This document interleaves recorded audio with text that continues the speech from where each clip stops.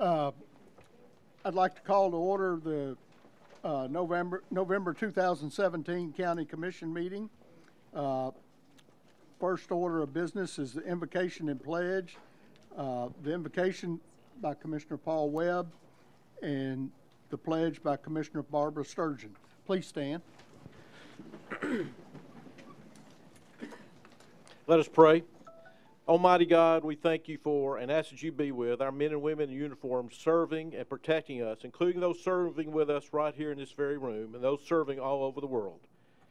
Please be with Jeff Mosley and his family as they mourn the loss of their father-in-law. Lord, we thank you each day for these blessings we have received. In this threatening world, we look to you, Lord, as our rock of hope. Please hear us as we pour out our hearts to you, asking for your grace and protection. God of all, who sent his Son for all of us, and whose love is everlasting. Amen. Amen. Amen.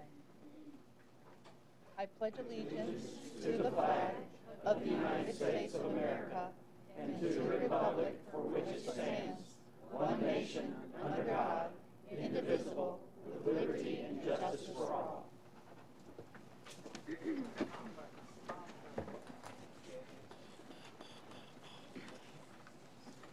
Roll call.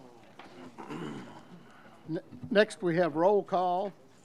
If you're present, push your present button and confirm.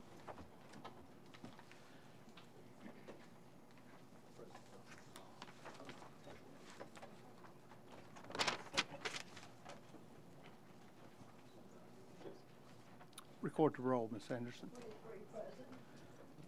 All right. We got a full house.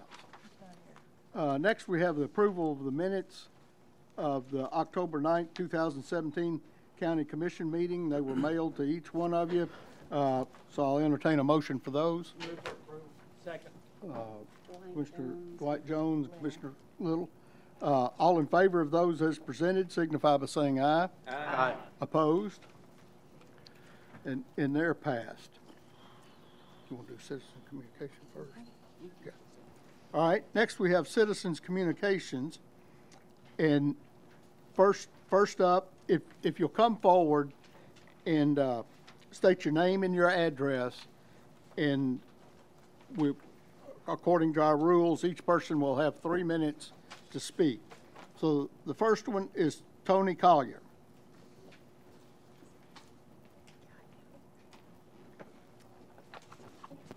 Good evening.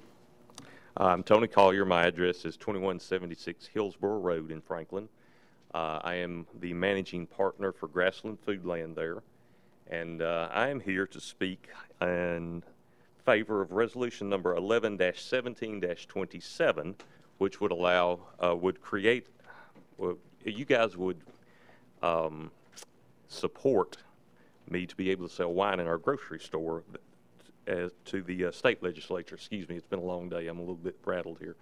But I just want to thank you guys for the opportunity to stand before you and to consider passing this resolution. You know, as a small business person, it's hard enough out in this world today to make a living.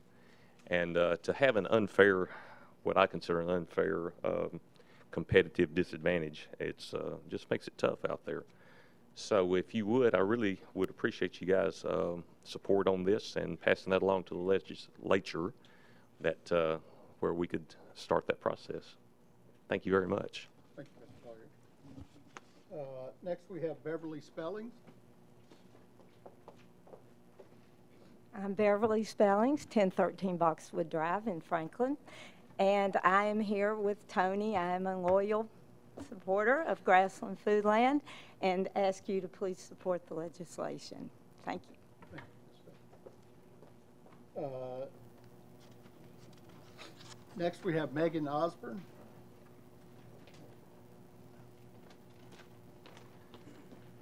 Good evening. Megan Osborne, 6275 Cox Road, Arrington. I'd like to start out by thanking Mr. Charles Wilson of the Highway Commission and Mr. Tommy Little for their support of our speed limit reduction on Cox Road, Resolution 11-17-28.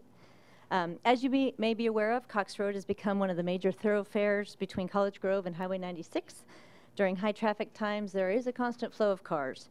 Those of us that live near the 6200 block of Cox Road often have a difficult time pulling out of our driveways and accelerating to match the speed of traffic. That, combined with the curves in the road and the slope of the hill, can lead to dangerous conditions. Additionally, there are many cyclists who ride from Arrington Vineyards up Cox Road to Wilson Pike with little to no shoulder, and this creates a hazardous scenario. Since the beginning of 2017, our mailbox has been replaced twice, and as I was told by a neighbor, we've had at least 2 cars that have run off into yards along the road. 50 miles an hour is too fast along Cox Road, and our original request was the speed limit to be reduced to 40 miles an hour from Highway 96 to Patton Road, specifically along that 6200 block where the homes are a little closer to the road. My understanding is that the Highway Commission was more in favor of 45 miles an hour. We'll take what we can get. We'd appreciate your vote to slow down the cars along Cox Road in order to make our neighborhood safer. Thank you. Next, we have Candy Emerson. Howdy, I'm Candy Emerson, 900 Hunters Court, and I'm here to talk about the Foodland, Grassland Foodland store. I've lived in this county for over 44 years, and as long as I've been here, there's always been a small store down there in that area, and we need it. It is the heart of our community. We count on it, and we're very lucky to have Foodland because it's very unique. When you go in there, the people are so very friendly. The food is wonderful. Miss Daisy's has made this her home, and if you know anything about Franklin, Miss Daisy's kind of an icon here, and she's fabulous, and everything is wonderful when you walk in, but it's almost like stepping back in time. It's kind of being like in a time warp because you're going back to where they will still deliver your groceries if you need them to. You can call ahead and they'll pack your order up, so if you're in a hurry, you can have it waiting for you at the counter. I mean, it is a full service and very friendly and very community-minded store, and we need to keep it. It also needs our help because there's other stores around the county that are able to sell wine by the bottle. And because they are not able to do that, it does handicap them. It's not promoting alcoholism. It is actually enabling people not to have to drive further into Franklin and other places when we count on them for a lot of our major groceries. And my family's gotten a lot smaller. I do most of my shopping there, and it's awfully nice to be able to have that as a convenience. So I ask you really to consider helping this. This is a very important part of our little Grassland area. We count on them, and we look forward to you supporting them with a yes vote tonight.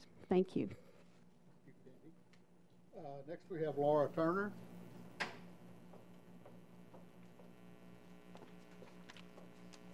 Laura Turner, 1108 Dickinson Lane, Franklin. Good evening, Chairman and Commissioners. I have some good news for one of our county's scenic historic roads.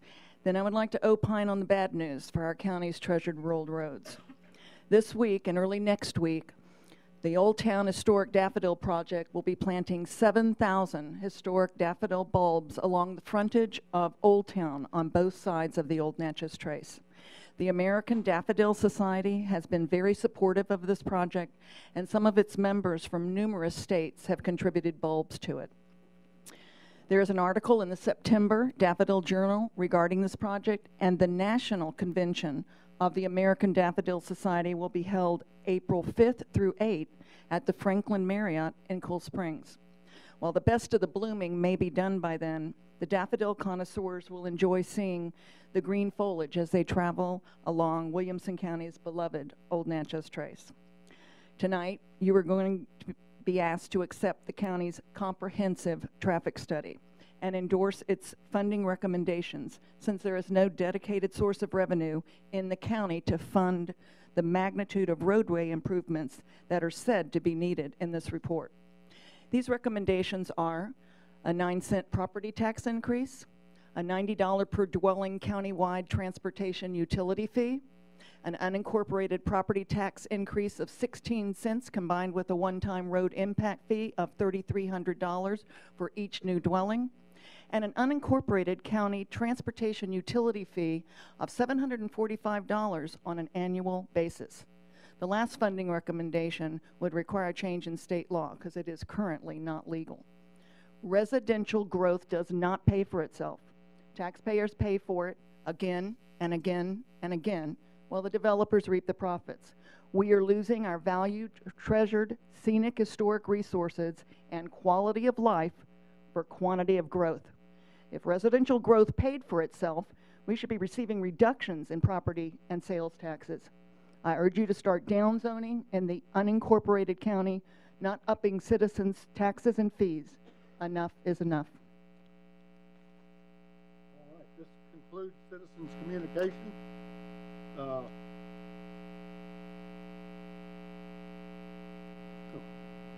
right. My mic wasn't on, so this concludes citizens' communications. Next, we've got communications and messages. I have one late file resolution, 11/17/29. It was put on your desk tonight. It goes at the end of the agenda, so if there's no objections, we'll hear that. Yeah, it shows it's 11/17/17, but it should be 11/17/29. So I see no objections, so we will hear that there. Also, I would like to move up the not the county commissioner 5th district. If we could move that up to right now, and then possibly we can elect a county commissioner and put them to work. So I'll turn it over to Commissioner Little. I'd like to nominate Beth Lothers for the 5th district position. All right. Do I need a second? No. Oh, okay. But don't need a second. Any other nominations?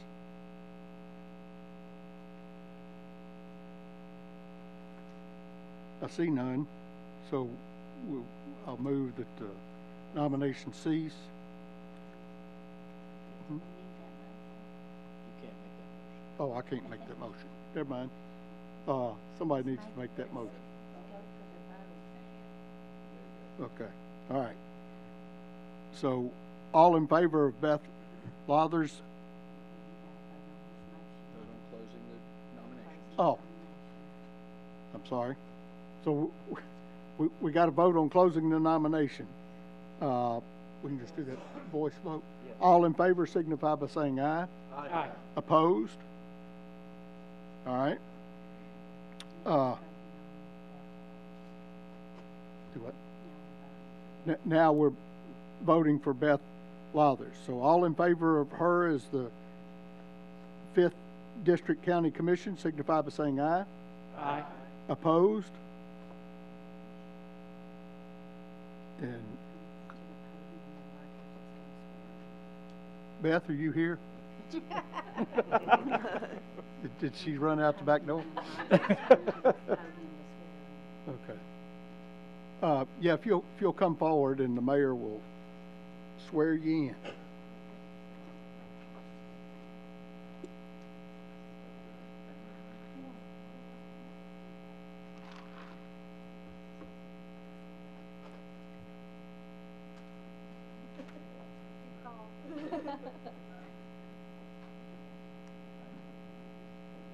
You will repeat after me.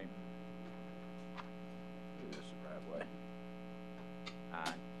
I, Beth Lothers, Do solemnly swear do solemnly swear that I will perform that I will perform with fidelity with fidelity the duties of the office the duties of the office to which I have been elected to the office of which I have been elected, and which I'm about to assume. which I'm about to assume. I do solemnly swear I do solemnly swear to support the Constitution of Tennessee I do solemnly swear to support the Constitution of Tennessee and the United States, and the United States, and to faithfully perform and to faithfully perform the duties of the office the duties of the office County Commissioner of County Commissioner, representing representing the 5th District the 5th District in Williamson County. in Williamson County. Congratulations. Thank you very much, Mayor. Want to say a few words? Okay, thank you.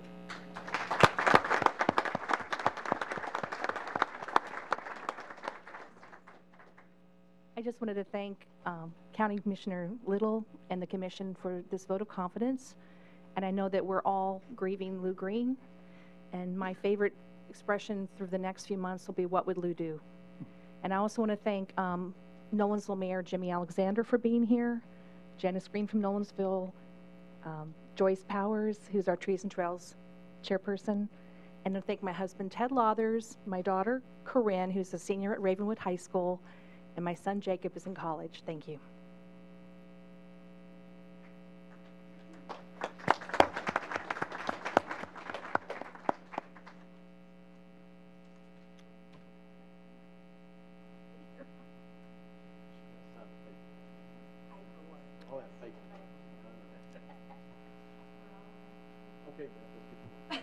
All right.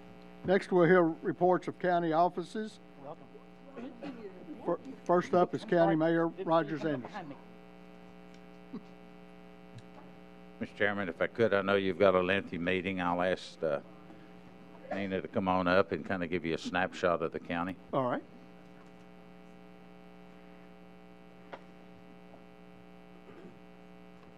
Thank you, Mayor and Commission. This evening in your packets, you have your September budget report. Nothing unusual for our first quarter of the year. Also this evening, you have your report, the September report for the Cool Springs Conference Center. There was a loss this month of $2,501. I did speak with the general manager today, and he said our revenues next month should be up. We had an uptick in October, so looking forward to getting that report. Also wanted to update you on the progress about the evaluation for the conference center. We are finishing that, or should be finished around the end of November, to have the business valuation and the valuation on the property itself. So we're looking at the end of November for that. Also this month, the education impact fee through the end of September, total collections of $5.8 million to date. For the month of September alone, for the privilege tax report, in that month we collected 1.1 million, close to 1.2. Also wanted to update you, we did sell the bonds on November 1st. We did retain our AAA bond rating. We did receive 2.742% on the GO bonds and 2.785% on the county district bonds. Those are all the reports I have for the evening. All right. Anyone have questions for Nina? Commissioner Lawrence? Good evening, Nina. I just have two questions. For the purposes of our traffic conversation later on the traffic study, when we tax the people in the unincorporated areas for the road fund now, we're getting approximately, what, $300,000 per penny? It's a little over 200,000, about, I think about 250, 260. Okay. 260,000 per penny. Okay. My other question is, I just wanted to ask you where we are on developing the financial plan for the commission. We are looking at that. Ms. Holman has sent me her copies. I think she has finished up her operations portion. They're also presenting their CIP to their board, so we should be getting that. Also have received hours back from our departments on the 5-year CIP, so I'm in the process of compiling those, and also looking at a model with our financial advisor on the operations for the county side as well. So should have all that wrapped up hopefully by the end of December. Okay, excellent. Thank you, Nina. Commissioner Danner? Thank you, Mr. Chairman. You know, when you get the valuation for the Cool Springs Convention Center at the end of the month, are you going to mail that out to us, or is this something that we'll just learn about in our January packet? What's your intent with when you get that information?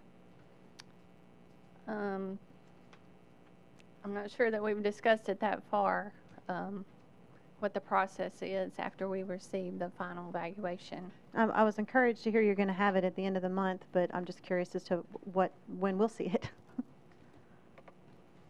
Well, excuse me, Nina. Ultimately, that report will get to you.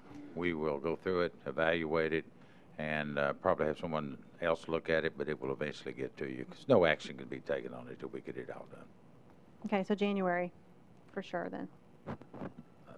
I would think that would be a good time. Okay. All right. Nina, thank you. I see no further questions.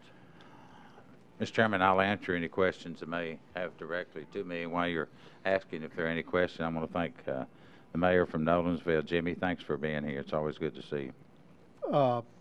Any questions for the mayor? I see none. You've been good. All right. Next, we have Director of Schools, Dr. Mike Looney.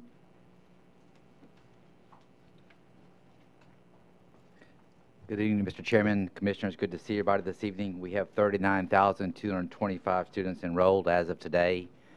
That represents a 6-student decline. As you know, this ebbs and flows every single day and every week. It's a little bit more than 400 students under the projected number that we had at the beginning of the year, but I'll just remind you that we continue to grow students every single day, and so no number is final until the end of the year. We do have one resolution before you tonight for your consideration. That's simply startup costs for the new schools. I do appreciate your kind consideration of that matter. Glad to answer any questions you might have. All right. Any questions for Dr. Looney?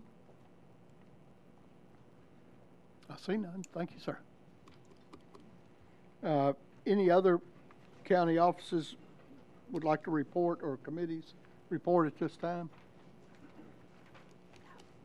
No. All right. Moving on.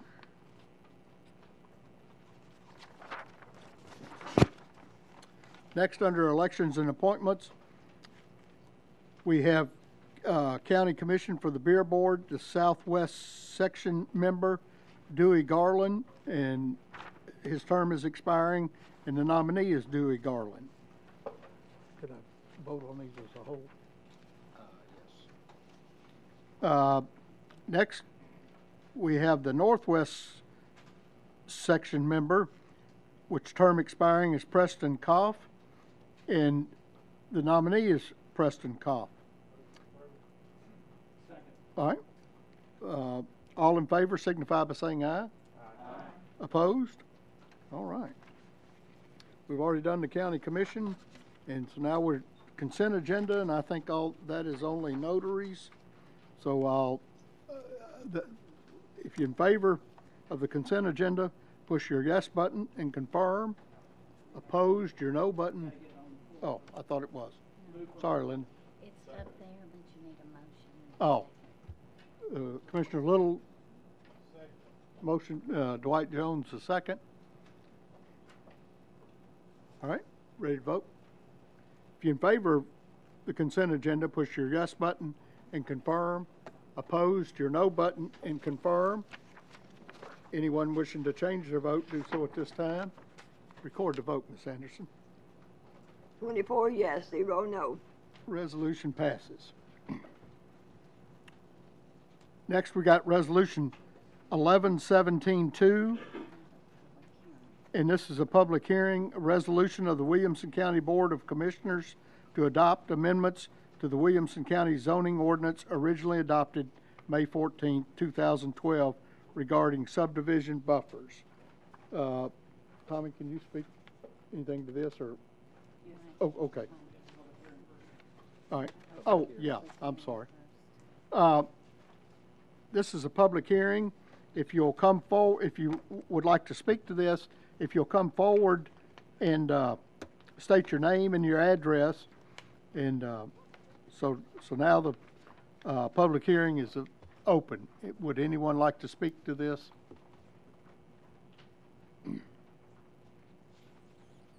I see none. We're going to close the public hearing. All right, public hearing's closed. Now we need a motion, or Move for approval. Second. Commissioner Little, Commissioner Webb, the second. Let's see.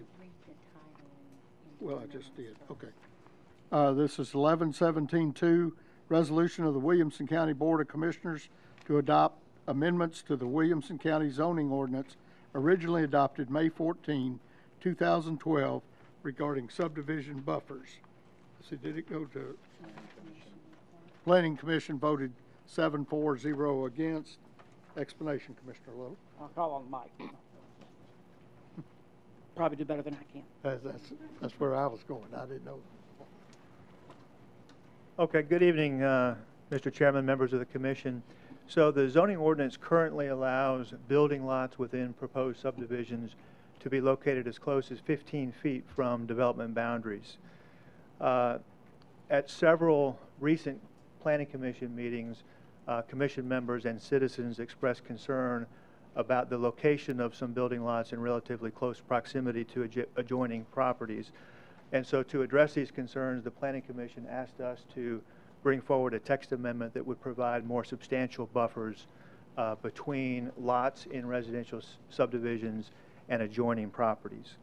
So this text amendment would establish a requirement for an open space strip with a minimum width of 100 feet in conservation subdivisions and 50 feet in major traditional subdivisions to be provided around the perimeter of the development.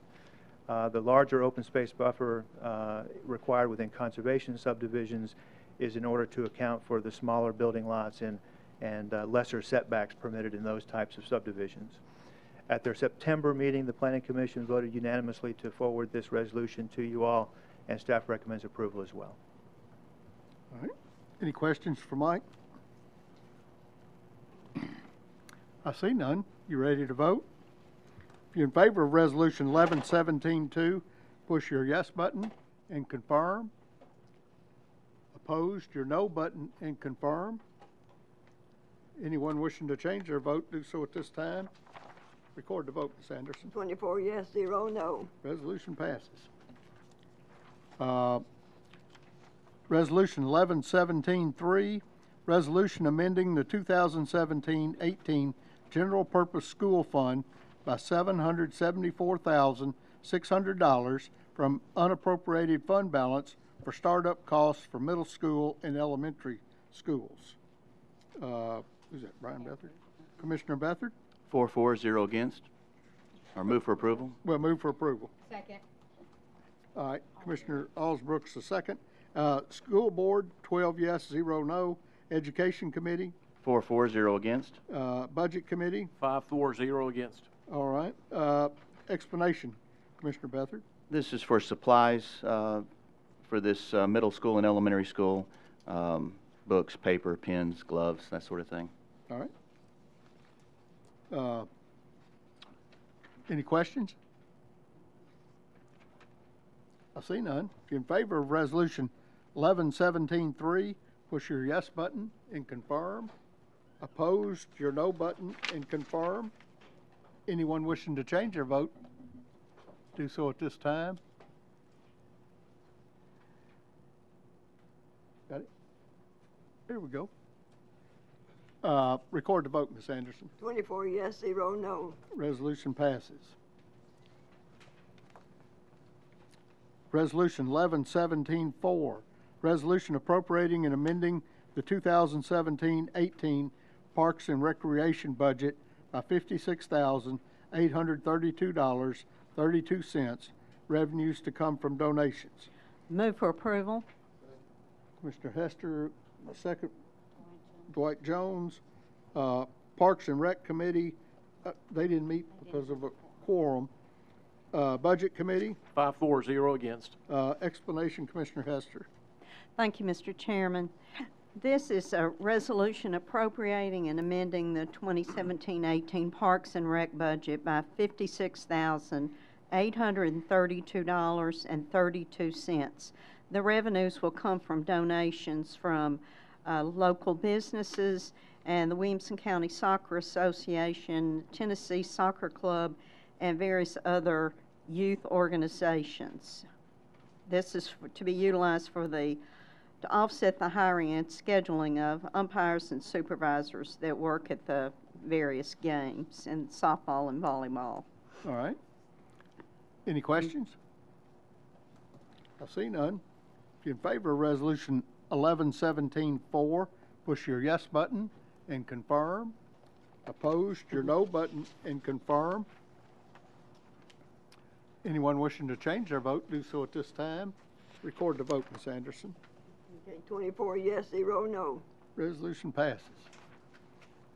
All right, moving on. Resolution 1117-5, resolution appropriating and amending the 2017-2018 library budget by $20,100, revenues to come from donations, contributions, and fines. Move for approval. Second. Commissioner Webb, the motion. Commissioner Little, the second. Library Board. 8-4-0 against. Budget Committee. 5-4-0 against. All right. Explanation, Commissioner Webb. As you can see, these are donations and fines. The donations primarily from the city of Franklin to the county library system, and then the expenditures will be primarily for the collection as well as some small amount for materials and supplies for the library. All right. Any questions? I see none. If you're in favor of Resolution 1117-5, push your yes button and confirm. Opposed, your no button and confirm. Anyone wishing to change their vote at this time, please. All right. Record the vote, Ms. Anderson. Okay. 24 yes, 0 no. Resolution passes. Resolution 1117-6, resolution authorizing the Williamson County Mayor to enter into an agreement with the State of Tennessee, Office of the Secretary of State, Tennessee State Library and Archives, and appropriating and amending the 2017-18 library budget by $6,000. Commissioner Webb. Move for approval. Second. Commissioner Little, the second. Library Board. 8-4-0 against. Budget Committee. 5-4-0 against. Explanation, Commissioner Webb. This is a grant from the Tennessee State Library, amount of $6,000, which the county library system will use for technology, computers. Okay. Any discussion? I see none. If you're in favor of Resolution 1117-6, press your yes button and confirm. Opposed, your no button and confirm. Anyone wishing to change their vote, do so at this time. Record the vote, Ms. Anderson. 24 yes, 0 no. Resolution passes. Resolution 1117-7, resolution authorizing the county to enter into a grant agreement with the State of Tennessee Department of Safety and Homeland Security and appropriating and amending the 2017-18 Sheriff's Department budget by $40,000, revenues to come from federal through state grant funds. Commissioner Smith? Move for approval. Second. Commissioner Allsbrooks, the second. Law Enforcement Committee? 6 yes, 0 no. Budget Committee? 5-4-0 no. Explanation, Commissioner Smith. This is federal through the state grant money to the Sheriff's Department that will help us with education and enforcement in our DUI program in the Sheriff's Department. Okay. Any questions? See none. If you're in favor of 1117-7, push your yes button and confirm. Opposed, your no button and confirm. Anyone wishing to change their vote, do so at this time. Record the vote, Ms. Anderson. 24 yes, 0 no. Resolution passes. Resolution 1117-8, resolution appropriating and amending the 2017-18 Williamson County General Sessions DUI Court budget by $48,842.57, revenues to come from donations and unappropriated county general fund balance. Commissioner Smith? Move for approval. Second. Mr. Allsbrooks, the second. Law Enforcement Committee? 6 yes, 0 no. Budget Committee? 5-4-0 no. Explanation, Commissioner Smith. This is again a DUI court program. There's donations involved as well as some county general fund balance working on the DUI program through the DUI court. All right. Commissioner Hester? Thank you, Mr. Chairman. I attended recently the graduation of, I attended the DUI court and the graduation of some of the individuals who are in the program, and it's a wonderful program, and I appreciate everyone who works in this situation. It helps a lot of people. Thank you. All right. Commissioner Ryan? Thank you, Mr. Chairman. This question is for legal, if I may, and Mr. Mosley, this is a technical question, I suppose, but do we normally have unappropriated county general fund balances with donated amounts? Do we not normally do those separately? I think that's that carryover. I don't know that. Is it a carryover? Yeah. Okay. All right. Thank you. All right. Any further questions? I see none. You ready to vote on Resolution 11-17-8? If you're in favor of Resolution 11-17-8, push your yes button and confirm. Opposed, your no button and confirm. I'm ahead of you. Anyone wishing to change their vote, do so at this time. Tommy? Oh, I'm sorry. That's all right. Record the vote, Ms. Anderson. 24 yes, 0 no. All right. Next, we have Resolution 11-17-9, resolution appropriating and amending the 2017-18 General Sessions DUI Court budget by $231,133, revenues to come from federal grant funds. Commissioner Smith? Move for approval. Second. Commissioner Allsbrooks, the second. Law Enforcement Committee? 6 yes, 0 no. Budget Committee? 5-4-0 no as amended. All right. Would you like to make that amendment? After the this resolution was filed, the numbers changed, and the new number is 155.12, $185,155.12. I'd like to make that amendment to 11-17-9. All right. Second. Proper motion and second. Who was my second? Commissioner Smith. All right. Is Linda, the amendment loaded? All right. Any questions on the amendment? I see none. You ready to vote on the amendment? If you're in favor of amending Resolution 11-17-9, push your yes button and confirm. Opposed, your no button and confirm. Todd? Anyone wishing to change their vote, do so at this time. Record the vote, Ms. Anderson. 24 yes, 0 no. And the amendment passes. So now we're back to the main resolution, 11-17-9, as amended. Any discussion on the main resolution? I see none. If you're in favor of 11-17-9, as amended, push your yes button and confirm. Opposed, your no button and confirm. Anyone wishing to change their vote, do so at this time. Record the vote, Ms. Anderson. 24 yes, 0 no. Resolution passes. Resolution appropriating and amending the 2017-18 county clerk's budget by $10,000, revenues to come from reserve account. And this is 11-17-10. Commissioner Little? Move for approval. Commissioner Dwight Jones, the second. Budget Committee? 5-4-0 against. Explanation, Commissioner Little. Yes, this is using the fee that they collect for office equipment from the Okay. reserve account. Any questions? I see none. If you're in favor of 11-17-10, push your yes button and confirm. Opposed, your no button and confirm. Anyone wishing to change their vote, do so at this time. Record the vote, Ms. Anderson. 24 yes, 0 no. Resolution passes. Resolution 11-17-11, resolution appropriating and amending the 2017-18 Williamson County Animal Sitter budget by $5,307, revenues to come from animal control donations. Commissioner Little? Move for approval. Commissioner Jones, the second.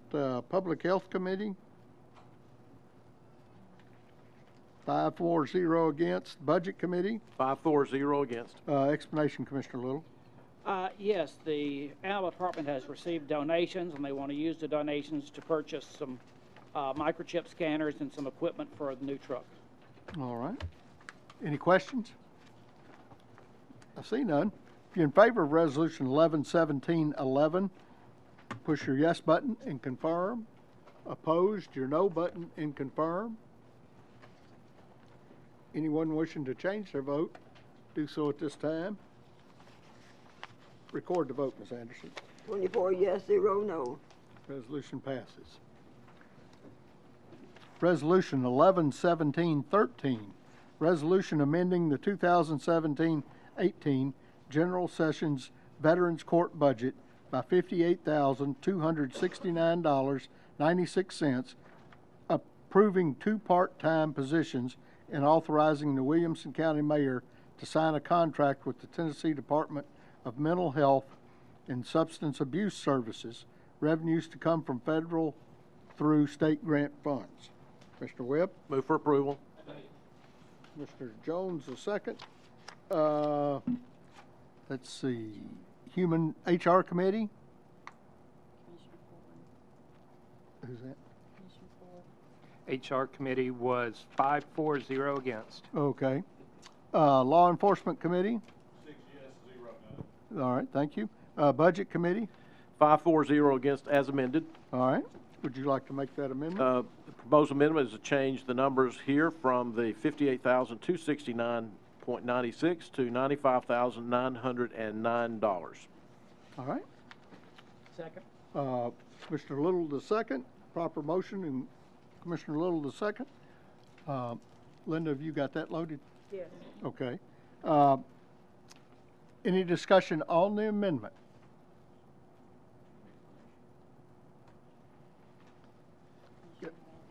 Explanation is that we can get the technical explanation, but these numbers changed from the time that this was first presented. They did some recalculation, and we got a corrected number, which in this case went up. All right. If we need more information, we'll have Nina or Judge Andre is here. That good, Brian? Judge Taylor's. It's just Judge Taylor. I'm sorry. Wrong judge.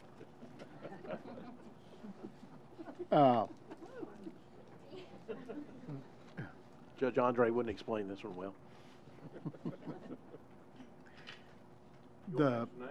All right, you're ready to vote on the amendment? If you're in favor of the amending Resolution 11-17-13, push your yes button and confirm. Opposed, your no button and confirm. Anyone wishing to change their vote, do so at this time. Record the vote, Ms. Anderson. 24 yes, 0 no. Resolution passes. Oh, that was the amendment. I'm sorry. Now we're voting on the resolution as amended. Any discussion on the resolution as amended? I see none. You ready to vote? If you're in favor of Resolution 11-17-13 as amended, push your yes button and confirm. Opposed, your no button and confirm. Anyone wishing to change their vote, do so at this time. Record the vote, Ms. Anderson. 24 yes, 0 no. Resolution passes. Resolution 11-17-14, resolution appropriating and amending the 2017-18 juvenile court budget by $37,333, revenues to come from state grant. Commissioner Webb? Move for approval. Mr. Jones, the second. Law Enforcement Committee? 6 yes, 0 no. HR Committee? 5-4-0 against. All right. Budget Committee? 5-4-0 against. Explanation, Commissioner Webb. As you can see, we've got a 3-year grant through the State Children's Services, and this is a grant, an annual amount of $127. This is the $37,333 for the current year. Okay. Any discussion? I see none. You ready to vote? If you're in favor of Resolution 11-17-14, push your yes button and confirm. Opposed, your no button in confirm. Anyone wishing to change their vote, do so at this time. Record the vote, Ms. Anderson. 24 yes, 0 no. Resolution passes. Resolution 1117-1, a resolution to accept the comprehensive traffic study report and endorse the findings and recommendations described therein. Commissioner Kestner? Second. Commissioner Little, the second. Let's see, Regional Planning Commission, 6-4-2 against. That's the only one it went to. Yeah. Oh, Highway Commission was 5-4-0 against. Budget Committee. 5-4-0 against. Oh, okay. All right, Commissioner Kestner, would you like to speak to this? Yes, thank you, Mr. Chairman.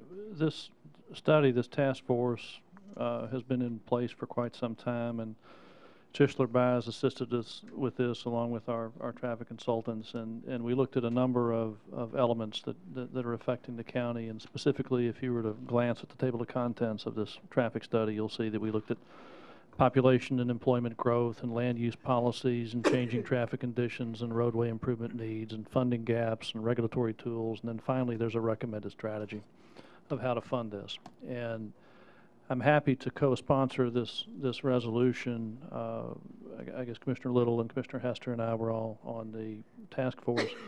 What I'm not happy about, though, is the findings and recommendations per se. And I guess we heard one of our citizens talk about some of the different alternatives that were looked at. Fundamentally, we have a $371 million gap in funding availability for our county roads. And then our consultants gave us 5 different scenarios. One scenario was well, what if you just did a property tax increase across the whole county? What would that be? That'd be 9 cents. So that's about a 4.5%, 5% tax increase. What if we did a transportation utility fee? Well, that'd be $90 per house across the county. And then 3 scenarios looked at what if the taxes were loaded upon the unincorporated county, because these roadways really lie within the unincorporated county. And those varied from a 20% tax increase to a $3,300 impact fee to a $750 per unit transportation utility fee. And to me, I would like to accept the report, and I look at all of that math that's in the different funding mechanisms as being an interesting analysis of the relative levels of pain and burden that we would suffer if we use these different 5 specific techniques to fund this unfunded liability. But then I come back as I lie awake at night thinking about all this, that, you know, we have the Improve Act funding that was done at the state level in order to fund what was, quote, by John Shore, who stood at that podium, a $10 billion deferred maintenance funding crisis for our roads, end quote. Well, the reason I supported the Improve Act was to have some of that money go to solve exactly this problem. And when you look at $371 million, it's a lot of money to this county. It's 3.7% of that $10 billion Improve Act crisis that we funded with a 10-cent per gallon tax increase on gasoline. So, you know, I think that our county represents more than 3.7% of the economic horsepower of the state of Tennessee, and I would like the legislature to come through and reciprocate and fund this shortfall. I think that's why we supported the Improve Act in the face of a $2 billion per year surplus at the state level. So I'm unimpressed with the idea that we ought to fund this ourselves. Much of the traffic that happens in our county, as you know, is flow-through traffic coming from Rutherford County up to Nashville and coming from west of the county across and east and across and even down south. So, you know, the very idea that we might look at the unincorporated county to fund the unincorporated county roads that in fact are used by everyone, to me is nonsensical. In fact, I would say that given that only 15% of that building permits, housing permits that get generated here come from the unincorporated county, I think it would be a cold day in hell before we allow the unincorporated county to bear 100% of the cost when we produce less than 15% of the burden. The people who live in the municipalities drive on our unincorporated county roads also. So I do very much value the study, the analysis. the discussion about land use plans and density and all of that information, which is excellent, wonderful information that we need to understand and assimilate and use in our thought process before we take action. I totally reject the specific 5 scenarios other than exercises in mathematics to show you what would happen if in fact you availed yourselves of any one of those 5 alternatives. And so therefore, I would like to suggest an amendment. I would move that we amend the resolution to say that we simply accept the comprehensive traffic study report and not endorse the findings. So we would strike and endorse the findings and recommendations described therein. We would do that on the heading, and we would do that down in the last paragraph where we say, now therefore be it resolved. Proper motion. Mr. Ryan, the second. Do you have any problems with that? Okay. All right. We'll give Linda a minute to load that. Is there any discussions on the amendment? Mr. Danner? No, he took the word. I was going to suggest we strike the word endorse. Okay.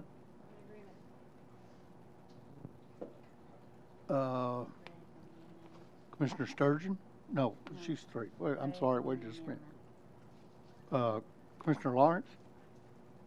Thank you, Mr. You Chairman. gotta turn your, there you go. Am I good? Okay. You're good. Thank you, Mr. Chairman. I think Todd said quite well a lot of the things I would have said about this tonight. I would just want to point out a few problems I have with the numbers. You know, one of the things that just jumped out at On the amendment. on the amendment. Yeah. On the amendment to change Oh, the okay. heading. Sorry. I'm Yeah. sorry. All right. I'll give you a chance. Give me just come back to me in a minute then. Okay. All right. All right. Commissioner Ryan, on the amendment? No, sir, Commissioner Sturgeon on the amendment? Yeah, I just wanted to say I completely agree because just the suggestion that the unincorporated county would pay for the entire $371 million is just, I am just kind of shocked that it would even be in there, and there's no way I would ever vote yes on this resolution without the amendment. All right. Any other discussion on the amendment? You got it loaded, Linda? Mm-hmm. All right. If you're in favor of amending Resolution 1117-1, push your yes button and confirm. Opposed, your no button and confirm. Anyone wishing to change their vote, do so at this time. Record the vote, Ms. Anderson. 23 yes and 1 no. Abstain. One Oh, 1 abstain. abstain, excuse me. Abstain. All right. 1 abstain. Back to the main resolution as amended. Any discussion on that? Commissioner Lawrence. Okay. Thank you, Mr. Chairman. I'll finish my sentence now. All right. I was just looking at the numbers in here, and they are staggering. When you read this report, it jumps out to you that we have a need of $371 million and no funding mechanism whatsoever. And I think what Todd is saying is that the options given for the funding methods aren't options that are acceptable to us as a commission. One of the things I wanted to point out about that number, if you're going to raise $371 million over 23 years, that's $16 million a year. And the reason I asked Nina that question earlier was that $260,000, if you just tax the unincorporated portion of the county, that's a 62-cent tax increase, which is almost 30% just for roads.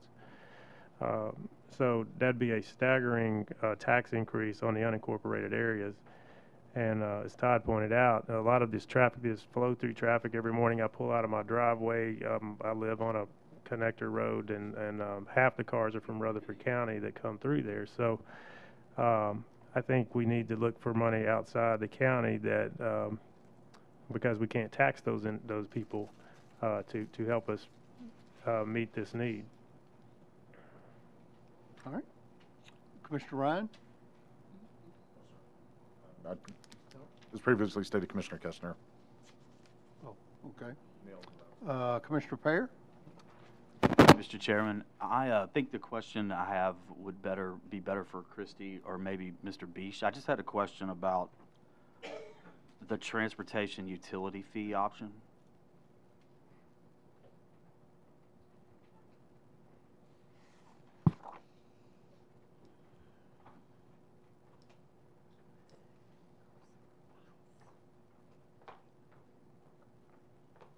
Good evening. I can try and answer it. What's the question? I just was curious if you could give us the nickel version of what a transportation utility fee is. I can in general, and then if you want some details about how it might have worked in some other jurisdictions, I'm going to turn it over to Carson Weiss. But a transportation utility operates similar to a stormwater utility, where basically the county would be, the road system would be the utility, and the property owners and the residents would be charged a fee to utilize the utility, and that would raise funds for maintaining and constructing that utility, which in this case would be roads. I'm getting a head nod back there, so I guess that was the right answer on that one. So everybody would pay the same rate, basically? Essentially, there would be a rate that's for residential and a different type of rate that's established for non-residential, depending on what type of the use, whether it's retail or office or whatever. It'd be a square footage type of rate on that. Thank you. All right. Any further discussion? Do what? May I ask Christie a question? Yeah. Chairman? Okay. Or Counselor Ransom, is that more accurate? Sorry. Christie's fine. It's not legal, right, the utility? Right now, a transfer fee? transportation utility is not authorized by state statute for the county to do, so it would require change in the Tennessee code to enable the county to have that authority. And one, how likely would that be that they would change? And two, in the best case, how long would it take before it would be legal if we could get it done? Well, I can't really, I don't really want to handicap an answer on that other than to say we would need to meet with the legislators and find out where best they would think it would be possible to change the Tennessee code. There are a couple of sections that I've noted that have the potential, but I would certainly want to discuss that with our local legislators to find out where they think it would be best, whether it's something that should be considered of general application, of local application, or a private act. There's various ways that, as you know, state law can be amended, so I would want to seek their expertise. There hasn't been any conversation yet? There hasn't because, or at least I haven't, but I've looked at the Tennessee code to see, and then there are some opportunities that I found, but until you all kind of gave your tacit approval, didn't really want to open up those discussions. As far as timing, if that's something that we want to explore, we can certainly start talking to them now. Their session starts in January. Right. I hope that answers the question best I can. I don't know that I can tell you how likely it is. We're talking about the General I'm Assembly. not even sure I want to do it. I just wanted the information. I understand. All right. Any further questions for Christie? I've seen none. Thank you. Thanks. All right. Any further questions on 11-17-1 as amended? I see none. You ready to vote? If you're in favor of Resolution 11-17-1 as amended, press your yes button and confirm.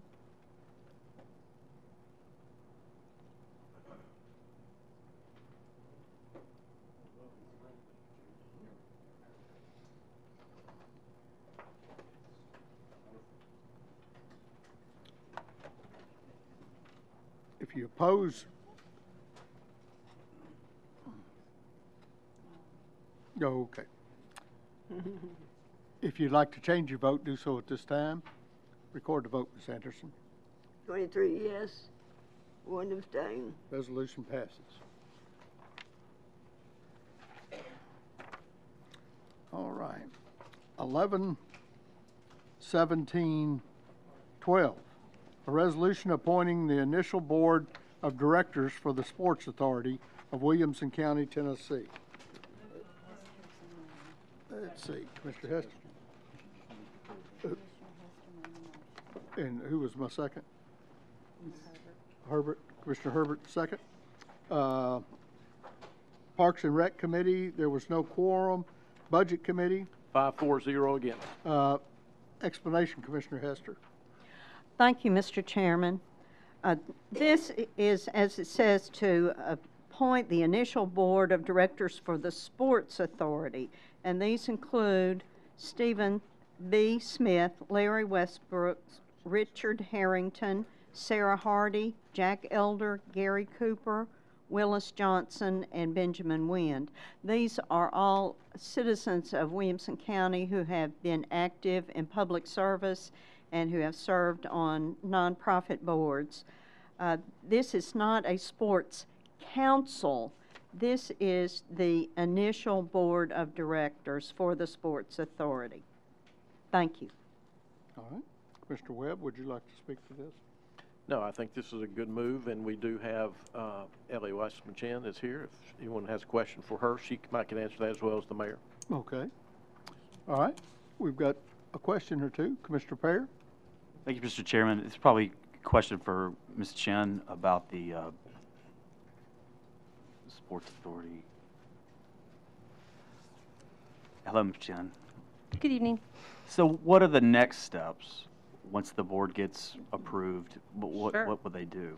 The board will meet and we'll give them the study that you all have seen, that we did the sports feasibility study. And as I've mentioned, they'll start digging into that and start doing some due diligence on what parts of those studies should we advance and look at further, and what parts maybe aren't right for us right now, and start making some recommendations on next steps.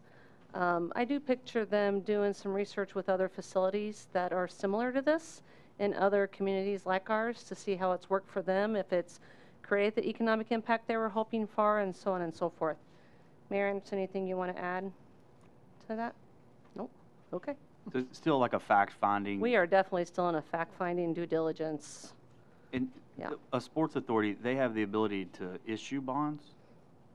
Yes. Yes. Would that require us to approve before they could issue bonds?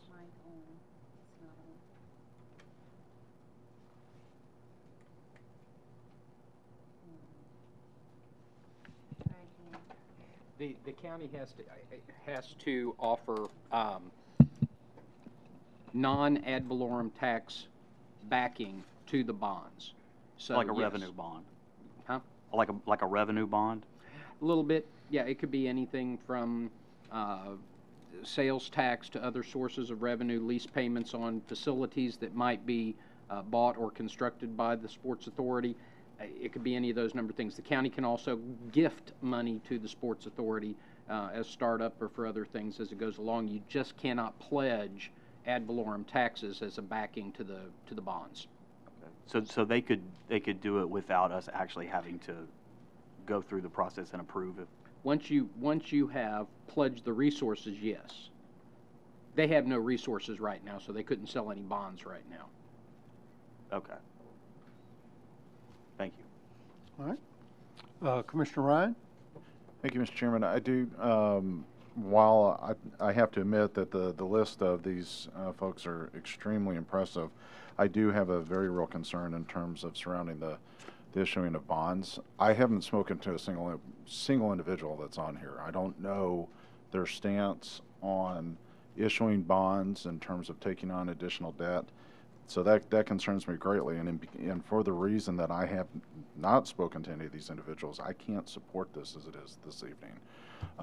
I think for what it's worth, it would be helpful to have these individuals in front of the commission, so we may be able to have the opportunity to discuss these items. But I'm very impressed with the individuals that we have here, but until I have a clear view in terms of their stance on these things, I simply can't support it this evening. All right. Commissioner Kestner? Yeah, let me see if I can maybe clarify this with Councilor Mosley's assistance. This Sports Authority, all we're doing, in my mind, is we are enabling a financial structure, and we're saying that this entity, the Sports Authority, can be a bond issuing entity, just like you have a housing authority or we as a county issue bonds.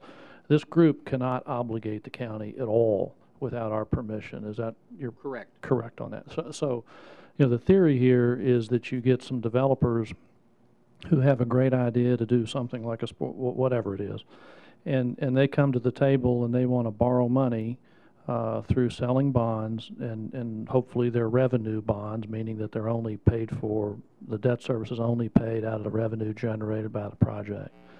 We as a county could, if we chose to, and I will never vote to do this, we could obligate the county to backstop those bonds. We could guarantee those bonds.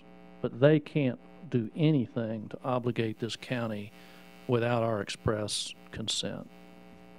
But you cannot pledge ad valorem taxes for those bonds in any circumstances. Correct. That's prohibited by They're statute. revenue bonds, and we've done revenue bonds in the healthcare world for decades, and they get paid for by the project. So there's nothing that stops developers from showing up and saying, hey, I've got $20 million of equity, and I'm going to put that into the sportsplex, and then I want to borrow $80 million through the revenue bonds, and we can sit back and say, hey, that's great, hope it works. And we haven't given them a penny. They haven't obligated us for a penny, and they go forward and it either works or it doesn't work. So again, we're just enabling a structure here, and we're not obligating the county, and I share Mr. Ryan's concern, we're not obligating the county to do anything. We're just setting up a structure that hopefully these skilled and knowledgeable and successful business people can use to help them finance something that doesn't cost us anything. Correct. Okay, thank you. Let's see. Commissioner Ryan, you've already spoken, so now we'll go to Commissioner Hester. Thank you, Mr. Chairman. Since I served on this committee, I talked to Gordon Hampton, and if you wanted to do a little more research, you might look up the Hoover, Alabama Met. That's where the SEC baseball championship is held every year. The Grand Park in Indiana, you might get some information there that you find useful or not useful, but it would give you perhaps a better idea of what we might be addressing. If we had a training center for, say, the Predators or one of our professional teams in Nashville, that might be interesting, but there again, it is for your research and whether you like these ideas or not. Thank you. Anyone else? Now, Commissioner Ryan. Thank you, Mr. Chairman. I do appreciate the clarity, Commissioner Kestner, on that. So, Mr. Mosley, just to be abundantly clear, so in terms of any bonds that are issued, it does not obligate the taxpayers of this county to back those bonds in any way whatsoever, in any situation. Unless this commission has approved a pledging an asset that is correct. Okay. The Sports Authority could come to you with a recommended bond issue with an asset to back it. Okay. But it would not be approved without this commission voting on that pledge. Okay, and I appreciate the clarity, and please excuse my ignorance on the topic, but it's, that was very helpful. Thank you. All right. Any other questions? I see none. You ready to vote? If you're in favor of Resolution 11-17-12, push your yes button and confirm. Opposed, your no button and confirm. Anyone wishing to change their vote, do so at this time. Who's that? Oh, it's Beth.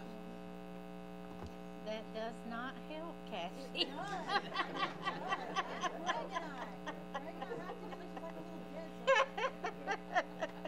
It's a battery. All right. Anyone wishing to change their vote, do so at this time. Record the vote, Ms. Anderson. 24 yes, 0 no. Resolution passes. All right. 11-17-15. Resolution calling for a referendum to levy an additional sales and use tax in Williamson County.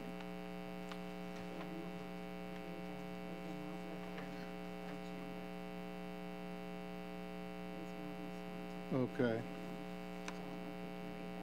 Yeah. Well, yeah, I probably need to read that. Okay. Let's see. Commissioner Webb made the motion, Commissioner Little second. Tax Study Committee is amended. Yes. Okay. Education Committee? All right. Budget Committee? 5-4-0 against as amended. Commissioner Webb, you want to make that amendment? The title reflects the amendment, so it's the resolution calling for a referendum to levy an additional sales and use tax in Williamson County. That is change in the referendum. So a motion for approval. All right. Proper motion. Was there a second on the amendment? Second. Commissioner Little, second. Were you gonna say something? Any questions on the amendment? Point of order. It's already been changed. I don't It's already think we been need changed. the Okay. amendment, so I'll withdraw the second. All right. Well, good. Now I'm clear. We'll go back to the main motion. Go back. So we're Commissioner Webb, if you'll explain this, please. We've had many discussions over the last few months about funding schools and school debt. In this case, we're asking approval by this board to go before the voters to approve the sales tax increase from to a local rate of 2.75%. And if this passes, we have subsequent agreements that we've been made with the cities. This is just a move to increase the local option sales tax in Williamson County. All right. The co-sponsors on this are Commissioner Landrum, Commissioner Steve Smith, Commissioner Osbrooks, Commissioner Little, Commissioner Herbert, Commissioner Bethard, Commissioner Clark, Commissioner Hullett, Commissioner Hester, Commissioner Chalafant, Commissioner Ford, Commissioner Kester, and Commissioner Pear. Would any one of y'all like to speak to what Commissioner Webb added? No? We're good? Okay. Any discussion? We've got Commissioner Danner. Yes, just two things. We all amended this in committee, so did it amend itself before it got here by just changing the name of it? I mean, I'm just wondering, point of order, do we need to amend it, the title, or not? I just don't want us to get in a habit of amending things in committee, and then we come here and we say we amended it in committee. I thought we had to amend it as a body. All of the committees had amended it, so we were trying to help you all I understand. I'm just clarify what you were calling for. Okay, so we amended it in committee. To be clear, we don't need to amend it as a commission. Normally you would have to, and I'm trying to, I was not at the committee, so I don't know. Was this signed as is, or was it changed? It was changed after. It was changed after, then you should amend the title to Okay. reflect the change from the committee, so the amendment is appropriate. Okay.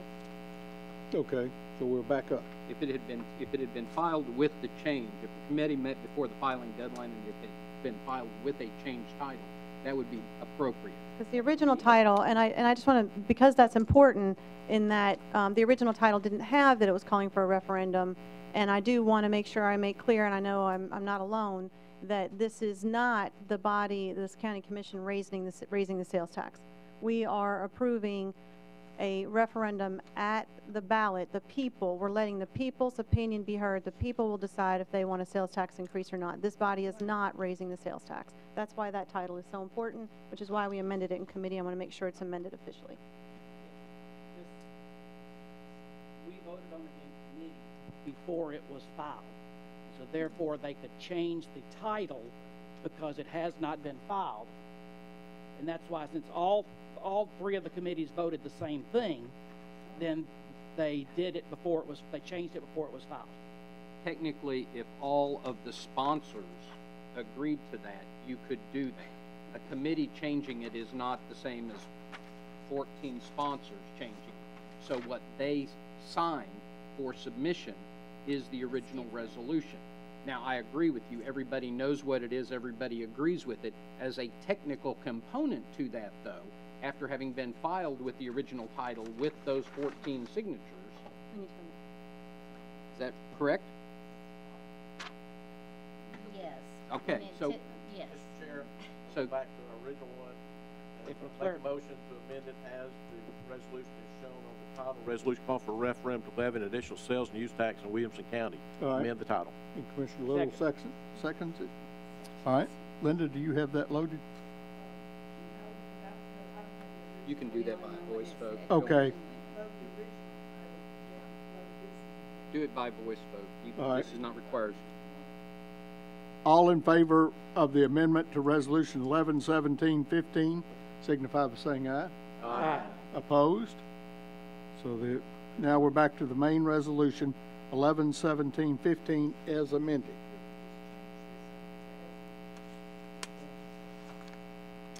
Well, the title's correct as you've listed it. But you're voting on it as amended, so she's making the vote as amended. That's fine. All right. Hold on, let her load it. Good work.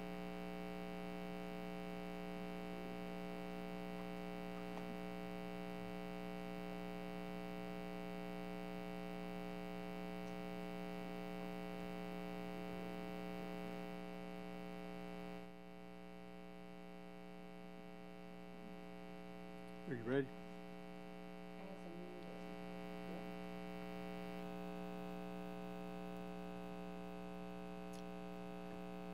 amended. Any questions on this resolution as amended? I see none. Huh? Oh.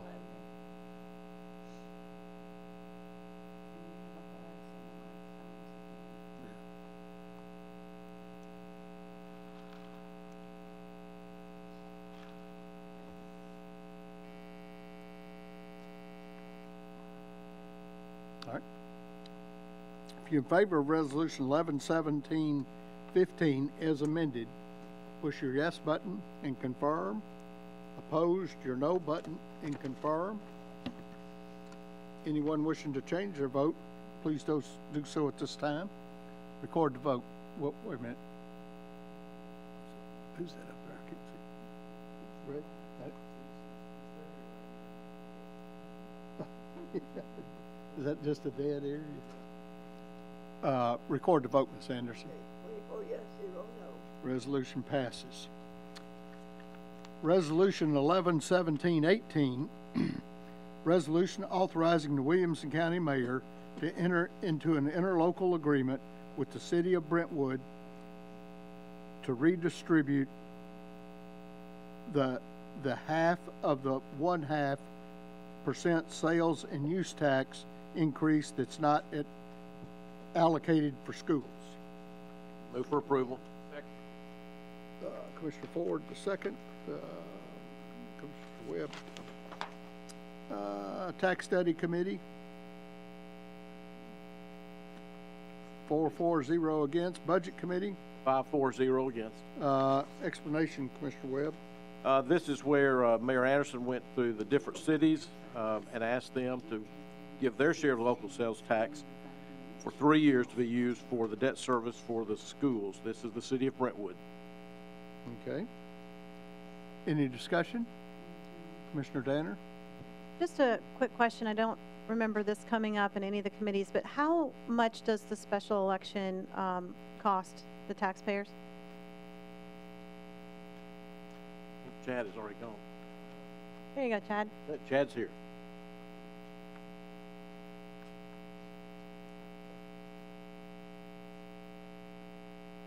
Mr. Chairman, Commissioners, this will be a countywide election, so we have 43 precincts, and by law, we have to have 5 poll officials at each precinct. So it's going to be around $140,000 to $150,000. All right. Thank you. Any further questions on this? I see none. If you're in favor of Resolution 111716, I think I called it 18 a while ago, but it's 16. So if you're in favor, push your yes button and confirm. Opposed, your no button and confirm. Anyone wishing to change their vote, do so at this time. Record the vote, Ms. Anderson. 24 yes, 0 no. Resolution passes. Resolution 111717, resolution authorizing the Williamson County Mayor to enter into an interlocal agreement with the City of Franklin to redistribute the half of the 0.5% sales and use tax increase that is not allocated for schools. Move for approval. Commissioner Webb, the motion, Commissioner Little, the second. Tax Study Committee, 4-0 against. Budget Committee, 5-4-0 against. explanation, Commissioner Webb. This is the similar agreement with the city of Franklin to give up their a portion of the tax for 3 years. All right. Any discussion? I see none. If you're in favor of Resolution 11-17-17, push your yes button and confirm. Opposed, your no button and confirm. Anyone wishing to change their vote, do so at this time. Record the vote, Ms. Anderson. 24 yes, 0 no. Resolution passes. Resolution 11-17-18. Resolution authorizing the Williamson County Mayor to enter into an interlocal agreement with the town of Nolensville to redistribute the half of the 0.5% sales and use tax increase that is not allocated for schools. Move for approval. Commissioner Webb? Beth, okay, thank you. Let's see. Do we do the committees? Same thing, but different. Tax Study, 4-0 against. Budget Committee, 5-4-0 against. explanation, Commissioner Webb. This similar agreement with the town of Nolensville to give up their share of the increased sales tax for 3 years. All right. Any questions? I see none. If you're in favor of Resolution 11-17-18, push your yes button and confirm. Opposed, your no button and confirm. Anyone wishing to change their vote, do so at this time. Record the vote, Ms. Anderson. 24 yes, 0 no. Resolution passes. Resolution 11-17-19.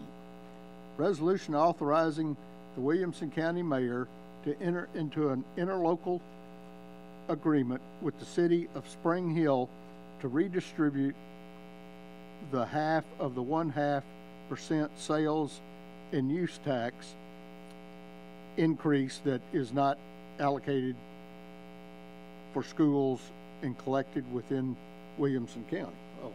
Move for approval. See what that was different. Okay. Commissioner Little, the second. Oh, Commissioner Mason.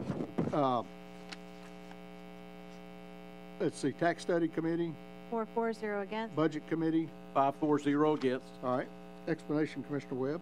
Similar agreement with the city of Spring Hill to give up their their portion of sales tax increase for 3 years. All right. Any questions? I see none. If you're in favor of Resolution 11-17-19, push your yes button and confirm. Opposed, your no button and confirm. Anyone wishing to change their vote, do so at this time. Record the vote, Ms. Anderson. 24 yes, 0 no. Resolution passes. Resolution 11-17-20. Resolution authorizing the Williamson County Mayor to enter into an interlocal agreement with the town of Thompson Station to redistribute the half of the 0.5% sales and use tax increase that is not allocated for schools. Move for approval. Commissioner Webb, the motion, Commissioner Little, the second. Tax Study Committee, 4-0 against. Budget Committee, 5-4-0 against. explanation, Commissioner Webb. This is the town of Thompson Station agreeing to give up their share of the increase for 3 years. All right. Commissioner Osbrooks.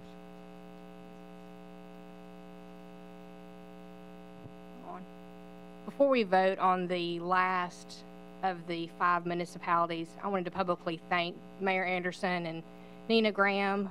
I know everyone here knows that he has done the heavy lifting and attended meetings with each one of these municipalities and help us secure their agreement. So before we take this last vote, I wanted to say thank you. Thank you. Any further questions? I see none. If If you're in favor of Resolution 11-17-20, push your yes button and confirm. Opposed, your no button and confirm. Anyone wishing to change their vote, do so at this time. Record the vote, Ms. Anderson. 24 yes, 0 no. Resolution passes.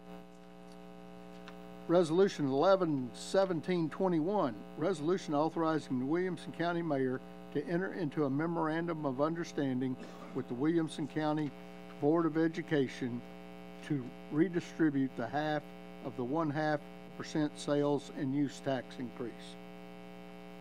Move for approval. All right.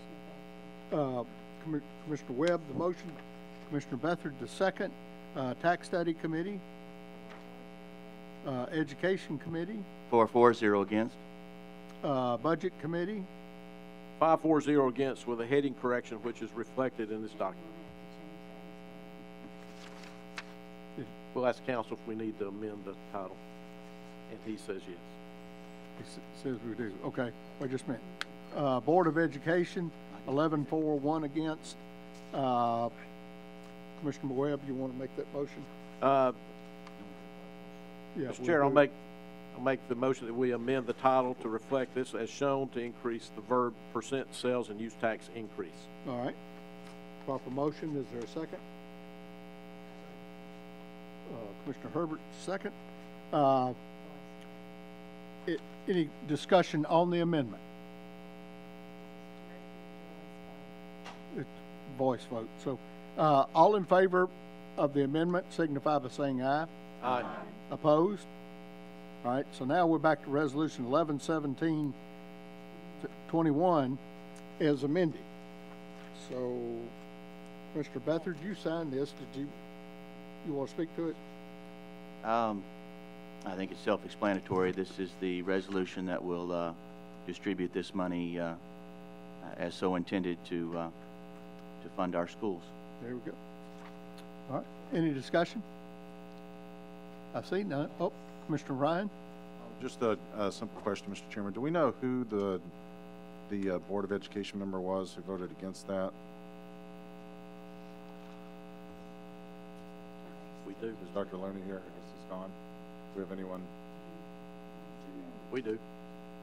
Commissioner Galbraith voted against it. I'm sorry, who? Galbraith. School board member Galbraith. Okay, thank you. Do we have any idea why? I do not.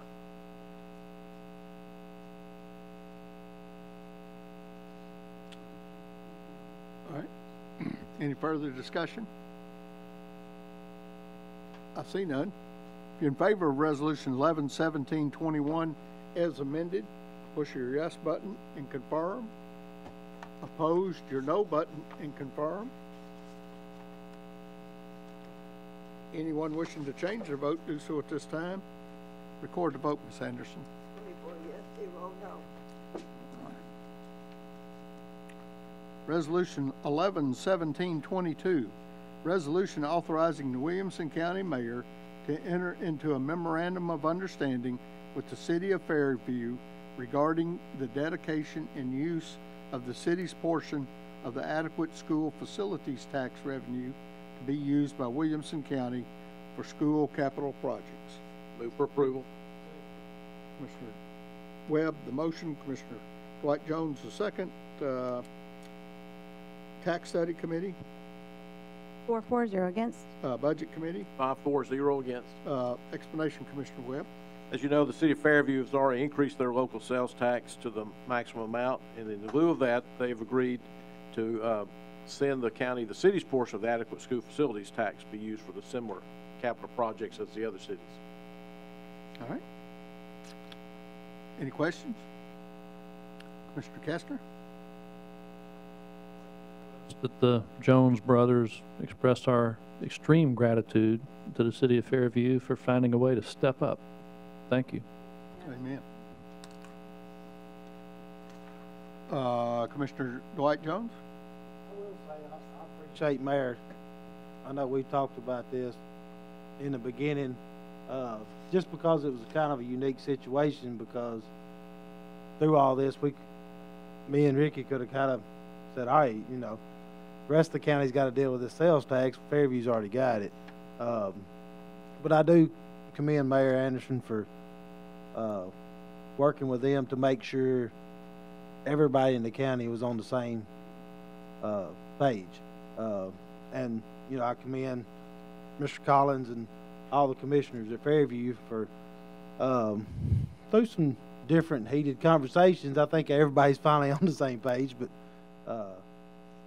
they didn't necessarily understand why we were doing what we were doing. But I think through the explanation of we want every city to be a part of this, because you stated, you know, 15% of the rural area of the county is what causes the burden on the schools.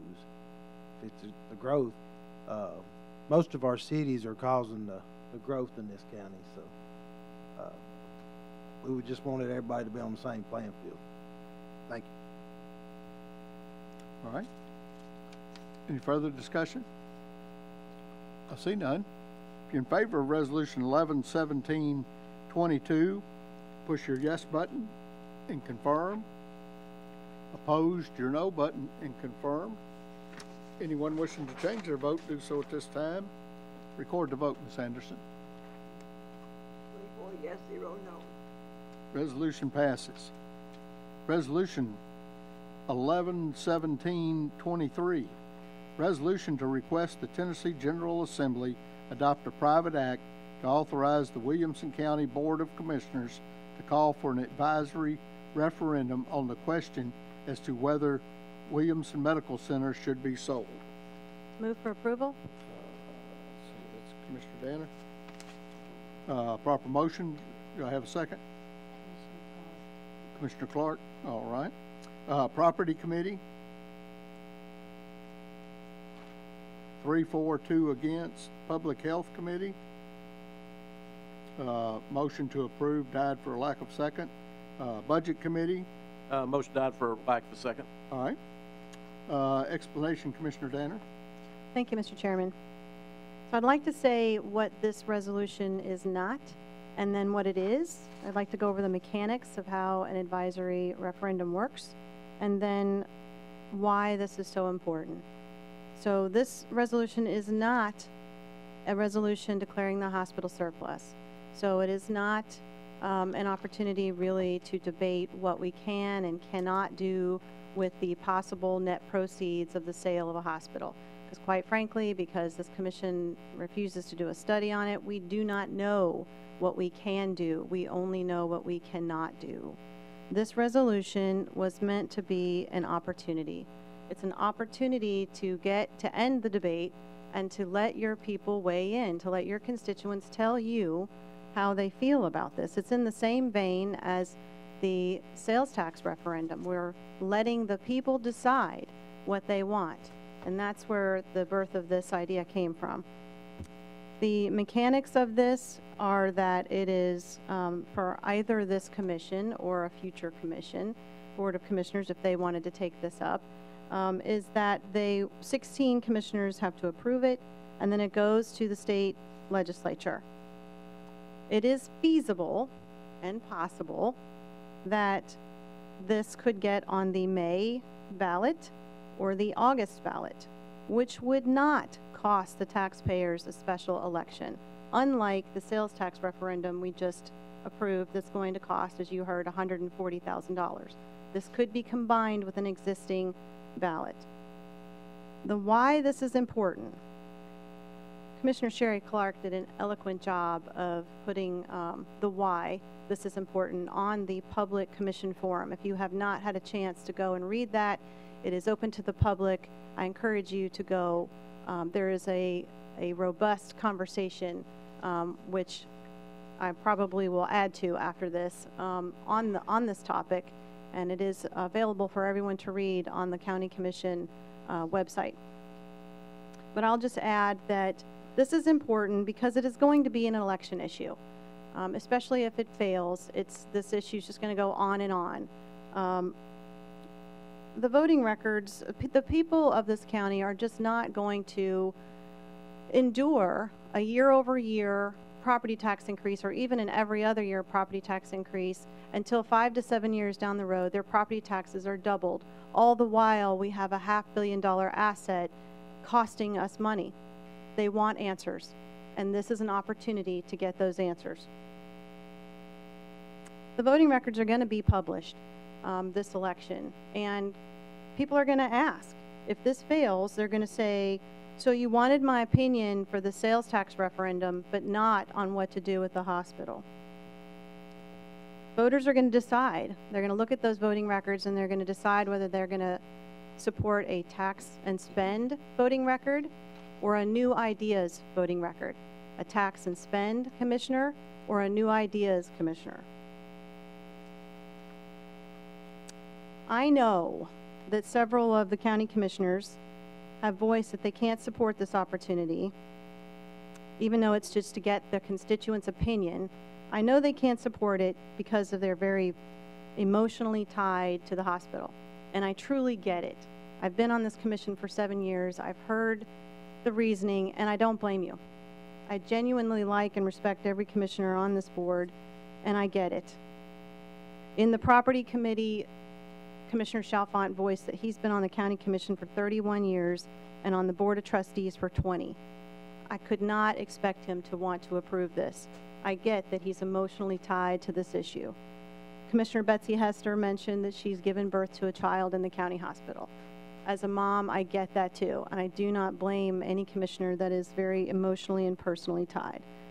Commissioner Tommy Little's brother, Russell Little, is the chairman of the board of the trustees of the hospital. I know this issue is very emotionally difficult for him. Steve Smith is paid by the hospital. He's on the foundation, a very noble job. I fully support the raising of private dollars for the county hospital. He does a great job. I don't blame him.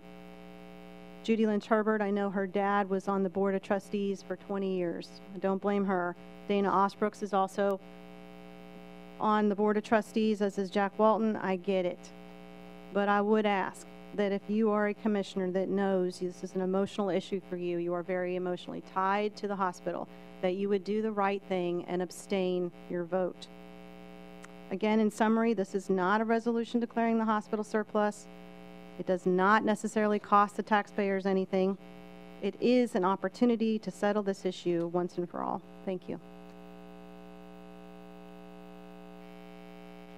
All right, Commissioner Clark. Thank you, Mr. Chairman. As Commissioner Danner said, I wrote a comment on the forum, and rather than to read it again, it's there for anyone to be able to read. Because I've written that, and because I still get so many questions from our constituents as to why we don't conduct a feasibility study to know what our options are. It may not be to sell. It may be to sell part of it. It may be to restructure the governance. We don't know. And because I still keep getting lots and lots and lots of questions regarding this, I wanted to offer an amendment to Commissioner Danner's resolution. Can I just read it? Sure. No. Resolution to request the Tennessee General Assembly to adopt a private act to authorize the Williamson County Board of Commissioners to call for an advisory referendum on the question as, and then this is the part that I would want to alter, to whether the Williamson County Board of Commissioners should conduct a feasibility study surrounding government ownership of Williamson Medical Center. I'm in favor of a broader scoped feasibility study, and that's the purpose behind my amendment. All right, proper motions, is there a second? Commissioner Kestner, the second. Commissioner Chalfant on the motion, on the amendment, I mean? No. Commissioner Ford on the amendment? Chairman, I'd like to hear from the maker of the resolution of whether or not she considers this a friendly amendment and something she could support. Yes, I do. I would support it. Thank you. Thank you, Mr. Chairman. All right. Okay.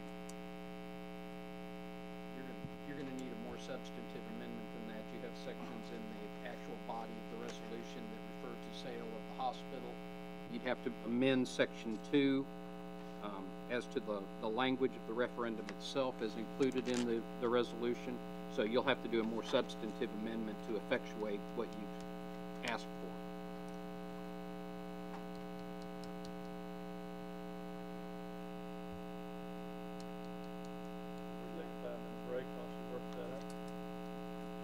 We can. Can we? Yeah, we'll take 5 minutes. Thank you. Break. Sure. If we're going to do an exhaustive study, does that require a private act? No, it does She's not. amending the language that would be on the ballot. Okay, That's that's right. what I was trying to get clarification That's of what right. she's doing. Mhm. Okay. That's right. And so you're saying just section 2? I want to make sure I know exactly what I need to be working on. Well, I think anything, if you're changing the scope of it, then I don't see anything in the recitals. Well, Or section 3. the fourth recital references should consider selling Williamson Medical Center. In the actual resolution itself, section 2 has the language for the referendum Yes. referencing sale.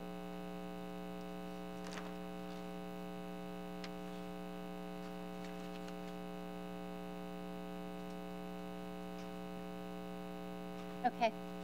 So you'd need at least the recital and section 2. Thank you.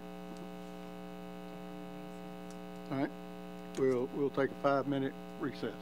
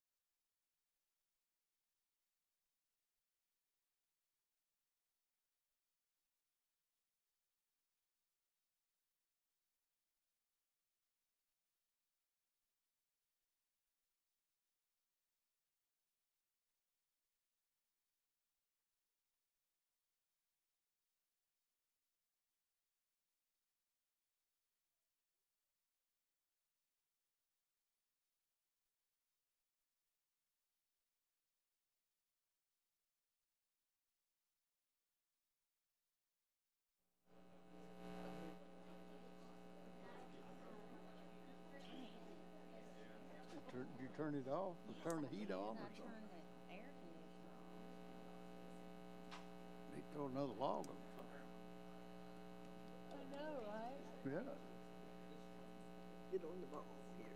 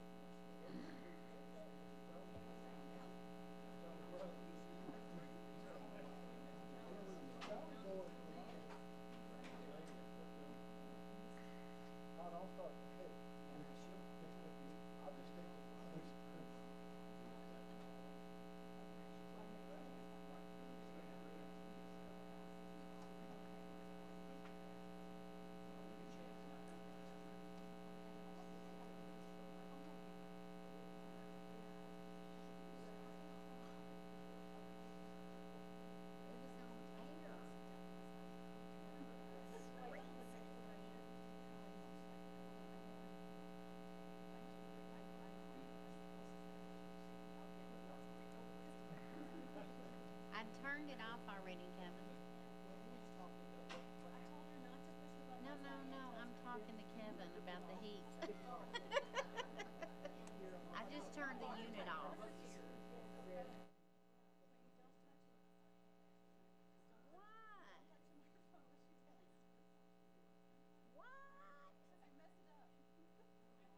This one's not as sensitive as the last one. But the wires inside are. Instead of tiny fiber wires.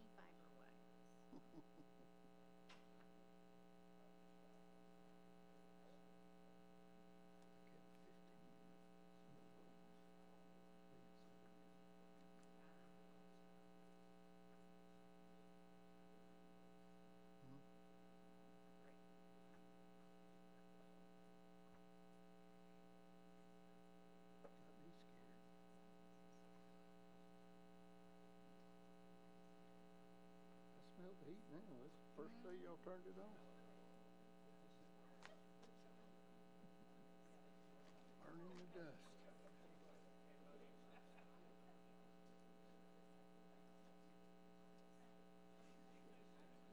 Now we're on fire.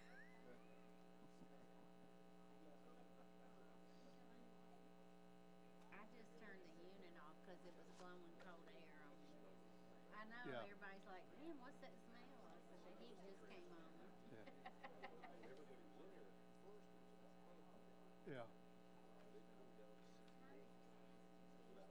Well, all of a sudden we felt cold air coming on up here. Do I need to send you an email in the morning to order a sign, or did you already make an order? Thank you. Thank you. Thanks. We're good till January. They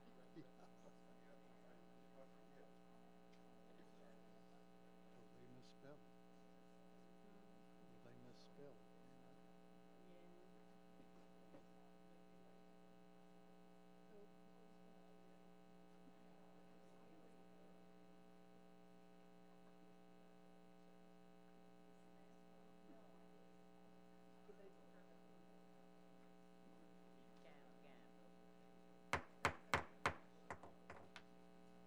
Okay, we're back in session. Mr. Clark, did you get that? Okay, yes. Figured out. Thank you, and thank you to Mr. Mosley for helping me figure out what needed to be restructured. And so I'll just read the amendment at the top and then describe what's being changed in the fourth recital and in section 2 under the now therefore. Resolution to request the Tennessee General Assembly to adopt a private act to authorize the Williamson County Board of Commissioners to call for an advisory referendum on the question as to whether the Williamson County Board of Commissioners should conduct a feasibility study surrounding government ownership of Williamson Medical Center and fourth recital and Section 2 referendum language. And the fourth recital, we would just be changing the verbiage on whether the Board of Commissioners should conduct a feasibility study surrounding government ownership of Williamson Medical Center. And then under Section 2,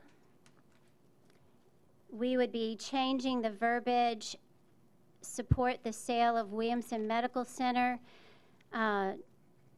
to read support a feasibility study surrounding government ownership of Williamson Medical Center. And then do not support in striking the sale of Williamson Medical Center and adding a feasibility study surrounding government ownership of Williamson Medical Center.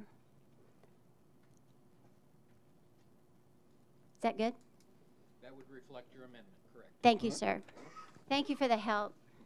All right. Proper motion, I assume, second. Is that what you got on the board, Linda? Yes. You ready? All right. Any discussion on the amendment? Commissioner Little? Not on the amendment. I think it'd be. Okay.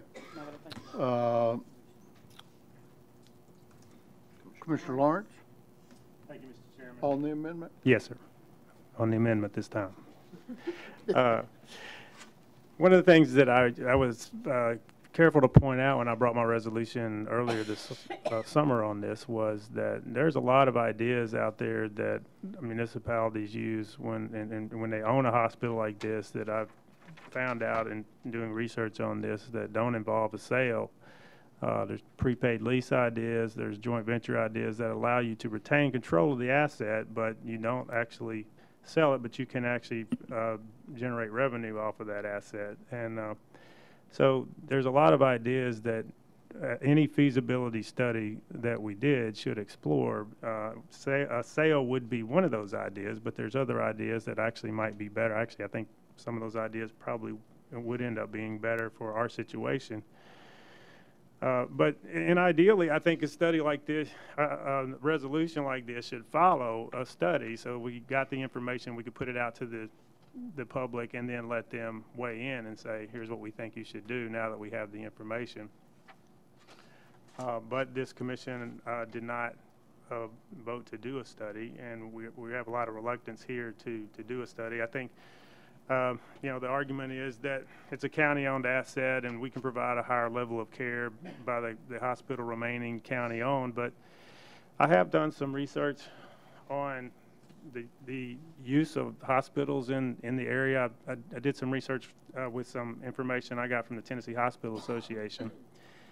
And 65% of inpatient stays that emanate from Williamson County do not go to Williamson Medical Center. They go mostly to the hospitals in Nashville. So what that tells us is that even though we may believe that the county is owned hospital, and I've said this many times, I think the county-owned hospital is a fine facility and they do a great job down there, but the people of Williamson County vote every day to go other places. The majority of them do. And for whatever reason, they're choosing to go elsewhere. And that does that mean that if we voted, that they would vote for us to make a significant change in the ownership structure down there if we gave them this opportunity? I don't know. But this will give us a chance to find out, and it'll give us a sense of direction of what the people actually want us to do. And I think if you vote no on this resolution, it's because you're afraid that they might tell you that they want us to do this study and get the information so that we can make an informed decision. Commissioner Hester on the amendment? Yes, sir. I wanted to ask a question about the last phrase there, and fourth recital and section 2.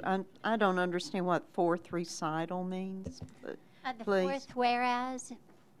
The fourth whereas. Thank you. Yes, ma'am. All right. Any further questions on the amendment? I see none. If you're in favor of amending, have we already voted? Oh, no. Okay, I see. In favor of amending Resolution 111723, push your yes button and confirm. Opposed, your no button and confirm. Anyone wishing to change their vote, do so at this time. Record the vote, Ms. Anderson. Okay. 9 yes, 15 no. All right. Amendment fails. Back to the original. Back to the original resolution. Resolution 111723. Commissioner Chalfant. Thank you, Mr. Chairman. This hospital belongs to the people of Williamson County.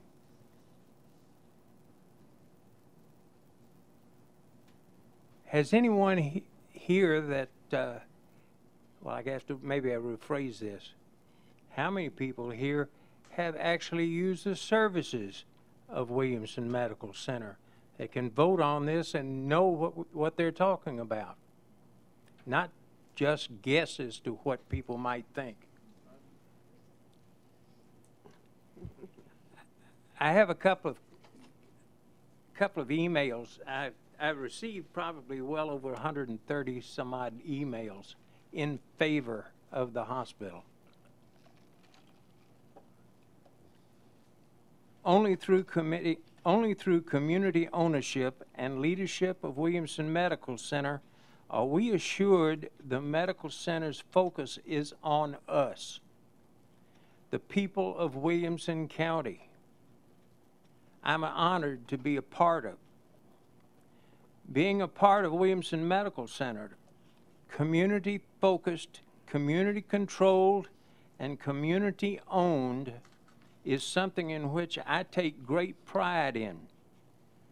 Serving my neighbors and my own family, Williamson Medical Center continues to lead the way, lighting the path for others to follow, unquote. That was written by Corey L. Callandine, M.D., Assistant Professor, Orthopedics and Rehabilitation, specializing in adult reconstruction of the hip and knee. My first thought on a sale of a hospital is, quote, no, unquote. Sale of the hospital would permanently change the culture of the medical center. I think of that culture as a community of people caring for its community. Most of the hospital employees are local residents who enjoy caring for their neighbors. It is Williamson Medical Center people that make the experience. I think that any corporate change would alter and damage this environment. I've had the great fortune to practice medicine for over 20 years at Williamson. I have watched it grow and evolve from a small rural hospital to the state-of-the-art medical center it is today. Its best days lie ahead. Thanks for the opportunity to contribute. Michael McNamara, M.D., Associate Professor of Clinical Orthopedic Surgery, specializing in spine surgery.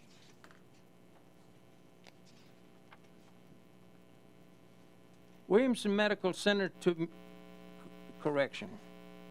If Williamson Medical Center were sold, the focus would likely change from providing compassionate, patient-centered care to focusing on revenue. The biggest difference between our county-owned hospital and a for-profit hospital is that we can provide a more comfortable patient experience that our competitors who are focused only on making a profit Our patients deserve to have their health to be our number one concern, and not have profit of the shareholders or owners be the main concern. Andy Russell, MD, Emergency Medicine. Thank you, Mr. Chairman. Thank you. Commissioner Little?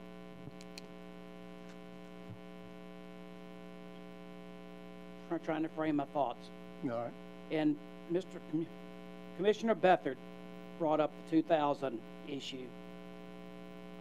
And I believe if that's the one that was held at Franklin High School, I was a part of that. I was not in the commission. I was in the Franklin JCs, and we sponsored a public forum where we had speakers from different hospital corporations and from Vanderbilt and from Williamson Medical make a presentation. And what he spoke of came out of that. In 2008, we had conducted a study. I was on the commission then, I believe it was 2008, in this room. We had speakers, I believe from HCA, but I won't swear to that, but we had some professionals come in. We had people from the hospital. From that meeting, we asked to get an opinion from the Attorney General as to what we could do with the proceeds if we sell. We got that opinion, and the opinion is what the Attorney Mosley has been telling us since then, that the proceeds could not be used, would have to be set aside in a fund. Since then, the law has been changed. It has been strengthened. And one of the things that bothers me about the strengthening of the law is that it says an independent board would be set up to oversee the funds. And we would have no control over what that board decided to do with the funds. We may like to use it for school nurses. We may have lots of ideas of what to do for it, but if we vote to sell it, we will not have any control over those funds. If I read the law correctly, we don't get to choose the board. The state would choose the board. So with all these uncertainties, the law is, to me, is certain. And until the law is changed, then there is no use pursuing the sale. The law has got to change first. Thank you. All right. Commissioner Mason?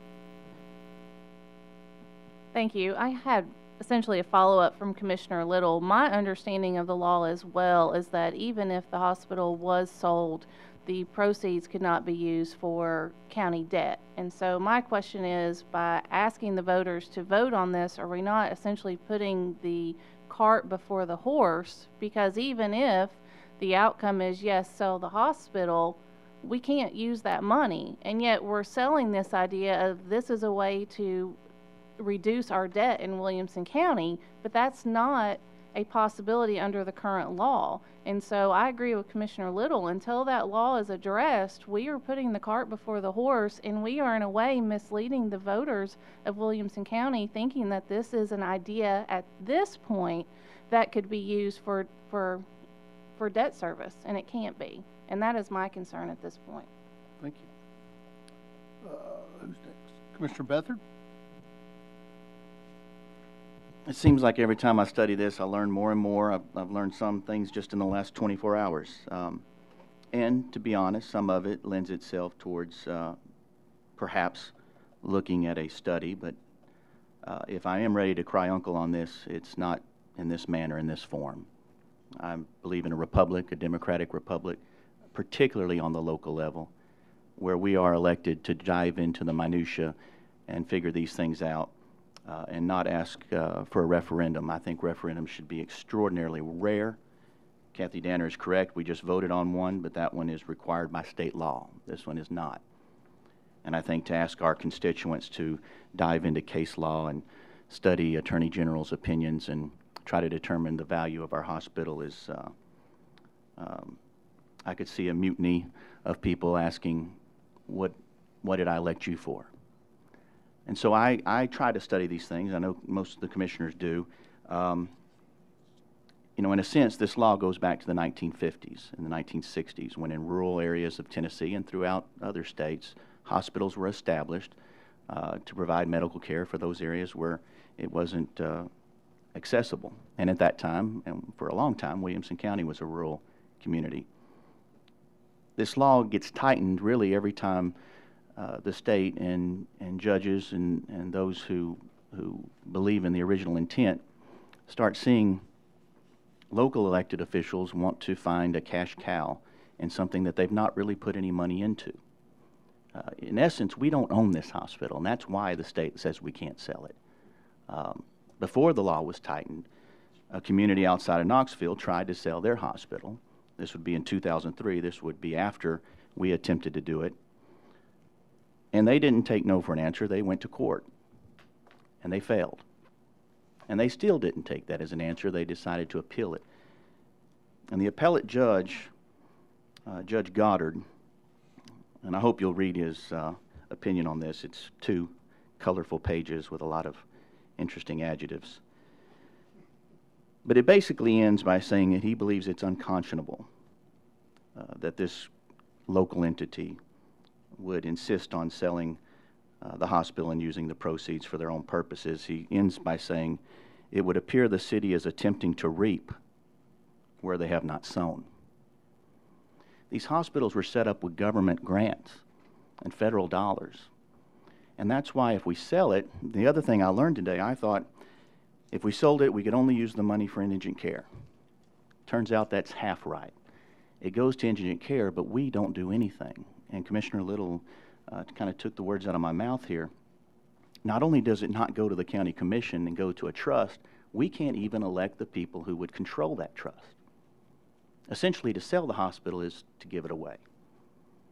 And I don't know that a task force is needed to come to that conclusion when all that I've just mentioned is prior to state law being strengthened. The law now reads, and it's short, still I won't read the whole thing, just the ending. In 2012, the law was strengthened for the last time since of course it's been strengthened several times, but this one ironically came from one of our own Williamson County state legislators. And it clearly says, and I'm not a lawyer, but I don't see any ambiguity in this, no proceeds shall be returned to any county or municipal government except to the extent necessary to pay lawful obligations to such county or municipal government, that being any loans that we've given to the hospital would have to be paid back. All other money would go into a trust, and we, the representatives of the citizens of Williamson County, would have no control over it. I'm a no vote because I don't see where asking for a task force on this will get us anywhere. I will say that I'm willing to talk about a different resolution that might establish some sort of a conversation in which no more tax dollars are spent looking at the same thing we've looked at in the 1980s, in the 1990s, at the turn of the century, and in 2010. But as this resolution is worded, amended or otherwise, I'm a no vote. Thank you, Mr. Chairman. Commissioner Hullett? Thank you, Mr. Chair. I also cannot support the resolution, and I'll give you 2 perspectives why quickly. Commissioner Lawrence had said earlier that a no vote could be based on fear of what the constituents might think. And my first perspective is as a county commissioner of the residents that I represent. And I think what happens is when we get into emotional debates or politically charged debates, one side forgets that there is another side. And the reason that I'm voting no against it is because I've heard from the people I need to hear from who I represent who have said no, they don't support this. And so we can't discount all the folks who say no just for the folks who say yes. And I'm not going to give you percentages or because no one knows, but the folks who have talked to me, my constituents who have talked to me, have said no, they don't support this. The second perspective I will give you is as a dad, because we're talking about a lot of the mechanics and the fundamentals of the inner workings of the resolution. 2 weeks ago on Halloween, my oldest broke his arm playing basketball right before we were getting ready to go trick-or-treating. And when I went outside, I heard him yell, and I went outside and saw that his arm was broken. I just looked at him and I said, "Get in the truck." and very calmly, and he said, "Is it broken?" I said, "It's broken. Get in the truck." And we drove 3 miles down the interstate, straight into Williamson, straight into the emergency. They saw him, and the entire I could spend the rest of the night telling you about the experience. The entire experience, we were not the only people in the hospital, but it felt like we were the only people in the hospital. They took such good care of not only my son, but our family and everybody that was involved, that it was an experience that's second to none. And it's a level of care that people come to expect from our hospital. And just on that, not only as a county commissioner, but also as a dad who had his son taken care of. And I mean, it was a bad break. It was a really bad break of his arm, but they took such good care of him. And we checked out the next day. Everybody came to check on us, and it was such a good experience that I can't see any reason to change that. Thanks. All right, thank you. Commissioner Sturgeon? Yeah, thank you, Chairman. I just wanted to say I think it's regrettable that the amendment did not pass, because I don't really want to run right into we need to sell the hospital.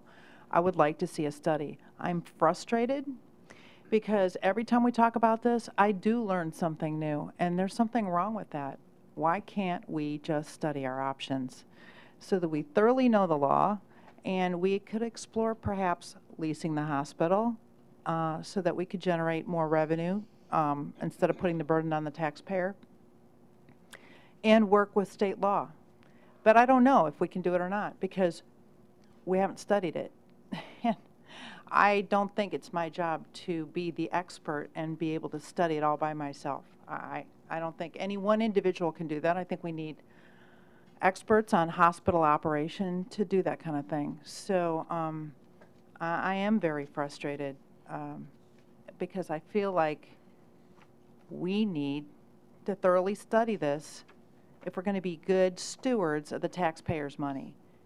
And I can't think of, we study everything. We study thoroughfares for Williamson County. We study impact fees for the county. We do a comprehensive traffic study. We've done a sports complex study, but we can't study the hospital.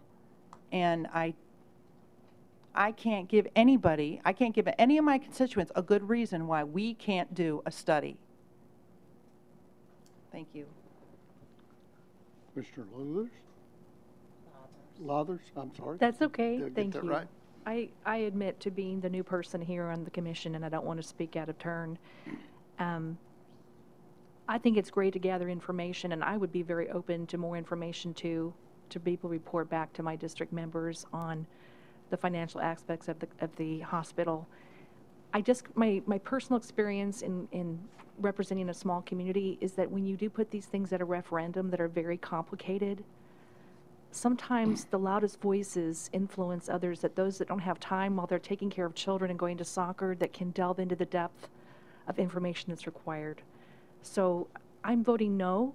I appreciate that there's new ideas, and that shouldn't be thwarted. I think we should always embrace new ideas, but I don't feel that this is the right mechanism to gather the information that we need to make an informed decision. That's my personal opinion. And then lastly, the daughter you saw up there earlier was at Williamson Medical in the emergency room I'd say about a month ago. Severe virus, sicker than I've ever seen her, just wanting to die. What I didn't know, and I've been a county resident for a while, is we have this fabulous new youth area, children's area. They got her right into this incredible facility. I have already written a letter to the Williamson Parent Magazine and also to the board before I ever thought I would be a commissioner. I'd hoped that Lou would be here from time on out, okay? But as a parent, I can tell you the hospitals I've been to, Nashville and all the surrounding areas, there is nothing that compares to the level of service I received from my daughter, and we stayed overnight. So that letter will be coming, and I respect that other people that are looking at other financial options are not diminishing the value of the hospital in any way, but looking at other financial opportunities. So I will stay open and listen for that into the future. Thank you. Commissioner Williams? Yeah, just a couple things. One, I'm going to vote no on this, and I'll continue to vote no on these for just a couple quick points. One, the myriad of legal limitations that have already been stated tonight limits what we can do with the funds, or it's clear and simple. Two, as a correction of what Commissioner Danner said earlier, the hospital doesn't cost us a dime. All right, the old adage, if it ain't broke, don't fix it, is very applicable when talking to the hospital. All right, three, you're trying to treat the symptoms of growth with an asset that does not contribute to those problems. Okay, what I'm fearful of is that even if you could do what you wanted with the funds, and you try to pay down some of the debt that we've experienced because of growth, you're not treating the problem, you're treating the symptoms. So what happens when we get 10, 12 years down the road and we're running the same issues that we're running into right now, but now we don't have a wonderful asset in this county on the books anymore? All right, and honestly, I'm willing to deal with these problems now opposed to kicking the can down the road and trying to do an easy solution like trying to sell the hospital. All right, Commissioner Kester. Thank you. Where to start? Many of you probably won't believe this statement, but I have never wanted to put the train on the track to sell the hospital, ever. In any of my resolutions, which go back to November 2014, and my comments subsequent to that, I am very interested in accurate information. And that's something that we seem to have a dearth of. And every time we have a meeting, we talk about this. Commissioner Bethard says, you know, this is cruel. We keep picking at this. He's right about that. It is kind of cruel to continually pick at this. It's going to be a topic of conversation, you know, for decades. That's not a threat. I'm not going to keep teeing it up. But new commissioners are going to come in and are going to ask these questions. But I've never wanted to put the train on the track to sell it. I'm very sorry that Commissioner Clark's amendment got defeated, because I think that's exactly what Commissioner Bethard was suggesting, is that we needed feasibility studies. Now we're looking at, are we going to sell it or not, which is a very frustrating decision to have to make now, particularly with the misinformation that abounds. And I do think some of what we heard tonight is misinformation. It appalls me that we start with a view that we might not want to know we might not want to learn the will of the people. That's frustrating in and of itself. Commissioner Clark's amendment was to really look at the issue of government ownership, and should the government be in the healthcare business? And I forgot who said it. Maybe it was Commissioner Bethard. That you know, this hospital did start as a small rural hospital. I think it's the product of the Hill-Burton Act, which happened at the federal level back, I think it was in the 40s or maybe it was the 50s. I will tell you that I really think if you dig deep and you think about this, it might dawn on you that the only reason any county has ever owned any hospital is to bring health care to a county that needed health care. That's how all this started. It was to provide health care to rural America. And there was a time, as it was mentioned tonight, that Williamson County was a very rural, small county. That's true. It's absolutely right. That's the gestation of this hospital. I was a patient here in this building for 17 days. They did a great job. It was wonderful. Love them. Wonderful care. I agree completely. I wrecked an airplane in 1983. That was not a fun day. But when you say this hasn't cost us a dime, I don't know that I buy that. What bugs me about how we're evolving as we go from a county of, you know, less than 100,000 to now we're at 205, and we're going to go to 535,000 by 2030 or 20, whatever it is in our traffic study. I mean, do you honestly think that Williamson Medical is going to keep up with the growth as our population increases 2.5 times and is going to provide the acute care for this community? That's not true. You know, so what bugs me is when we have the anti-competitive element of Williamson Medical. And when you say it didn't cost us anything, it cost us a hospital in Spring Hill. Isn't that something? Good God. You know, think about the jobs that would have been in Spring Hill. Think about you know, the safety net that's maybe there are people in Spring Hill who you know, have been denied the health care that we all take for granted. You know, we don't, in other communities around the country, you'll see not 501c3 qualified, not-for-profit charitable entities pay payments in lieu of property taxes. We don't get that here. If you know, Centennial Hospital pays Davidson County $3 million a year, that would fund the education cost of 300 kids, 1% of our total student population. That's not insignificant. So it's not a matter of should it exist. I love it. I think it's great. I think the real question is, should we own it? Irrespective of whether it's 501c3 or not, should we own it? Does our ownership of the hospital distort the economic development of this county and what happens in this county? And I think the answer is, yeah, it does.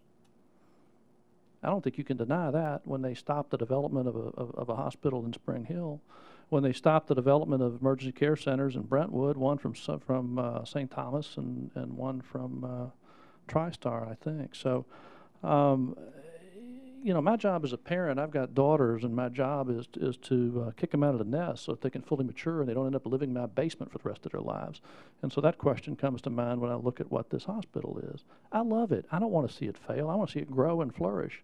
Maybe it can grow and flourish as a 501c3 outside the umbrella of our ownership. Maybe we don't get a dime.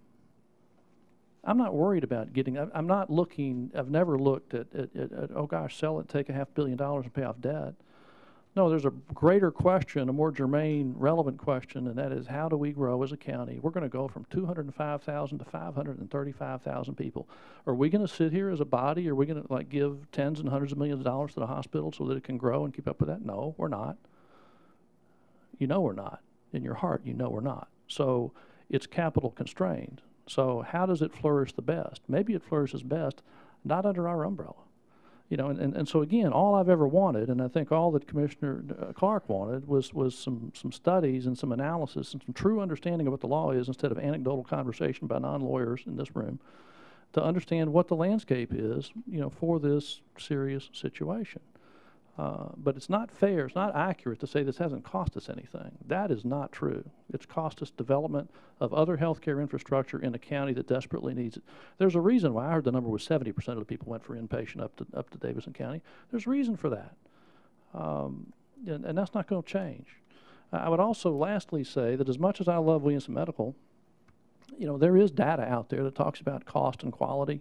I don't know how many of you have looked at that. Have you ever gone out and looked at the cost and quality of care information that exists, that's published? It's publicly available information from different consultants and people.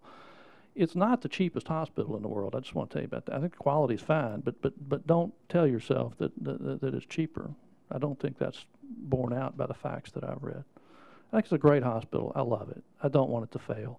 I don't want to sell it and take money and pay off debt. But there is a really serious question about, does our ownership get in the way of helping it flourish and helping this county flourish and fostering the proper healthcare infrastructure development that we desperately need for the next 20 years? So that's why I'm always for studies. I'll vote no against this resolution, even though it appalls me. I'm going to say I don't want to know what the people think, which is what I feel like I'll be doing. But I darn sure want better information than what you all have today and what I have today. Thank you. Commissioner Dwight Jones? Call the question. Second.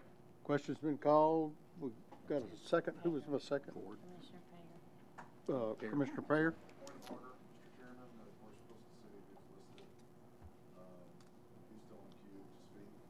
I don't believe I had anybody. All right. All in favor of calling the question signify by saying aye. Aye. Opposed? All right. So we're ready to vote on a resolution 11-17-23. All in favor, push your yes button. Opposed, your no button. Anyone wishing to change their vote, do so at this time.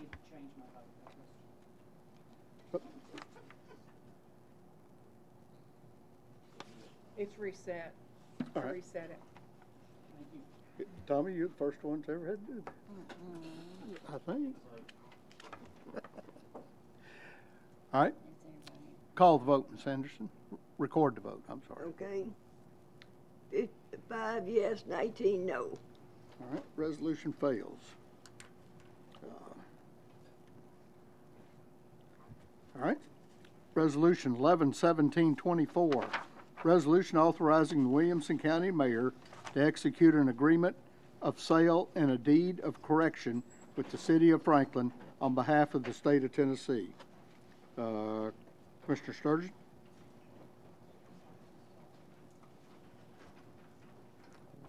Motion to approve. All right. Is there a second? Second. Commissioner Little, the second. Property Committee, 5-4-0 against. explanation, Commissioner Sturgeon. Yeah, this is involving access, this is involving easements around the construction on the Mac Hatcher project. And because they need to extend the period of the temporary construction easements, they're asking for $8,400 more to go to the city of Franklin. Okay. Any questions? No, that's, we received the $8,400. The easement is in their favor. They can use the easement. Oh. So we're granting an easement in their favor, but we received the $8,400. Oh, so they don't get the money, they get the land. They get the use of the easement right. for that period of time, Yeah. correct? Thank you. All right. Any questions? I see none. If you're in favor of resolution 11-17-24, push your yes button and confirm. Opposed, your no button and confirm. Anyone wishing to change their vote, do so at this time. Record the vote, Ms. Anderson. 24 yes, 0 no. Resolution passes. Resolution 11-17-25. Resolution authorizing the Williamson County Mayor to execute an agreement of sale and a deed of correction with the city of Franklin in the state of Tennessee. Commissioner Sturgeon? Motion to approve. All right. Commissioner Little, the second. Property Committee? 5-4-0 against. Explanation, Commissioner Sturgeon. Yeah, this also involves construction easements, but I'm going to let Mr. Mosley explain it. Again, it's a construction easement in favor of the state and the city so that they can construct Mac Hatcher bypass, and in response or in consideration of that, we would receive $130,500. All right. Any discussion? I see none. If you're in favor of resolution 11-17 to 25, push your yes button and confirm. Opposed, your no button and confirm. Anyone wishing to change their vote, do so at this time. Record the vote, Ms. Anderson. Mr. Parr. Mr. Payer is out. Oh, okay. Let me mark you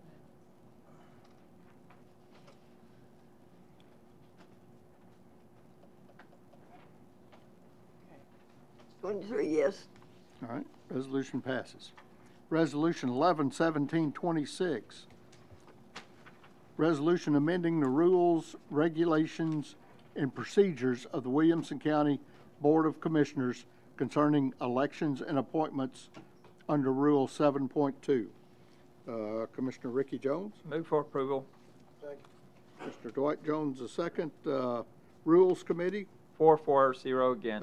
Explanation, Commissioner Jones? This is just a method for if we have multiple candidates. If you want to see what we're changing the rule to, it'll be the last paragraph.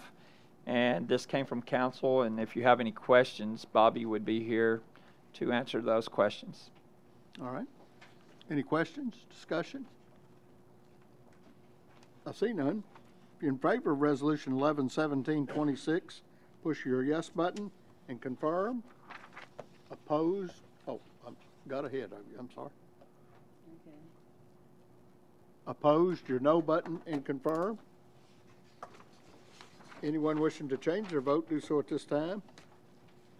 Record the vote, Ms. Anderson.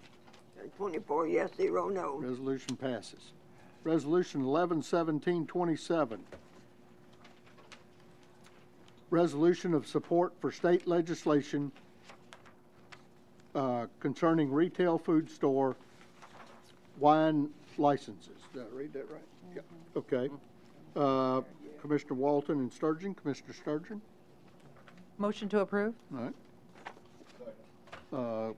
Commissioner Hullock, the second. It didn't go before any committees. That was actually Commissioner Ryan. Commissioner Ryan. Oh, I'm sorry. Ventriloquist going on. Well, good. Thank you. You both got credit. All right. Would you like me to explain? Yeah, if you would. Okay. This resolution would petition the legislature to modify state law so that effectively any county who has 5 or more municipalities that have approved wine by the glass or packaged liquor sales, in that county, a grocery store of a certain size would be also able to sell wine by the bottle in that county. Right now, the way it is in Williamson County, we have 5 municipalities that have approved wine by the glass or packaged liquor sales, but the county as a whole has not approved that sale of liquor in the unincorporated county or drink by the glass in the unincorporated county. So it's preventing Grassland Foodland from being able to sell wine by the bottle, and it's really putting them at a huge disadvantage economically. And so I think when they first decided to do the wine by the bottle in grocery stores, it's a new law, and they didn't really think through all the repercussions and how it could possibly hurt businesses in the unincorporated county. So this, if you vote yes on this resolution, you're basically asking the legislature to rectify that situation for Grassland Foodland. And I'm pretty sure, do we know, I don't think it would affect any other county at this point, other than, not that I'm aware. yeah, other than Williamson County. Any objection? May I speak to this from the chair? You objecting? No. Oh, okay. All right, I get all these head nods. I thought, okay. All right. Commissioner Sturgeon and I have been working on this for a while, but it first came to my attention. We have a neighborhood, not a neighborhood website, but kind of a community website, and people post things for sale and all that. But Ryan Bennett, the minister at Bethlehem United Methodist Church, we've probably all been over there to the fresh fish fry, but he posted for people to go and support Grassland Foodland. And his reasoning was because they were not able to sell wine, and it's really hurting their business. So this supports small business, and this is what it's all about.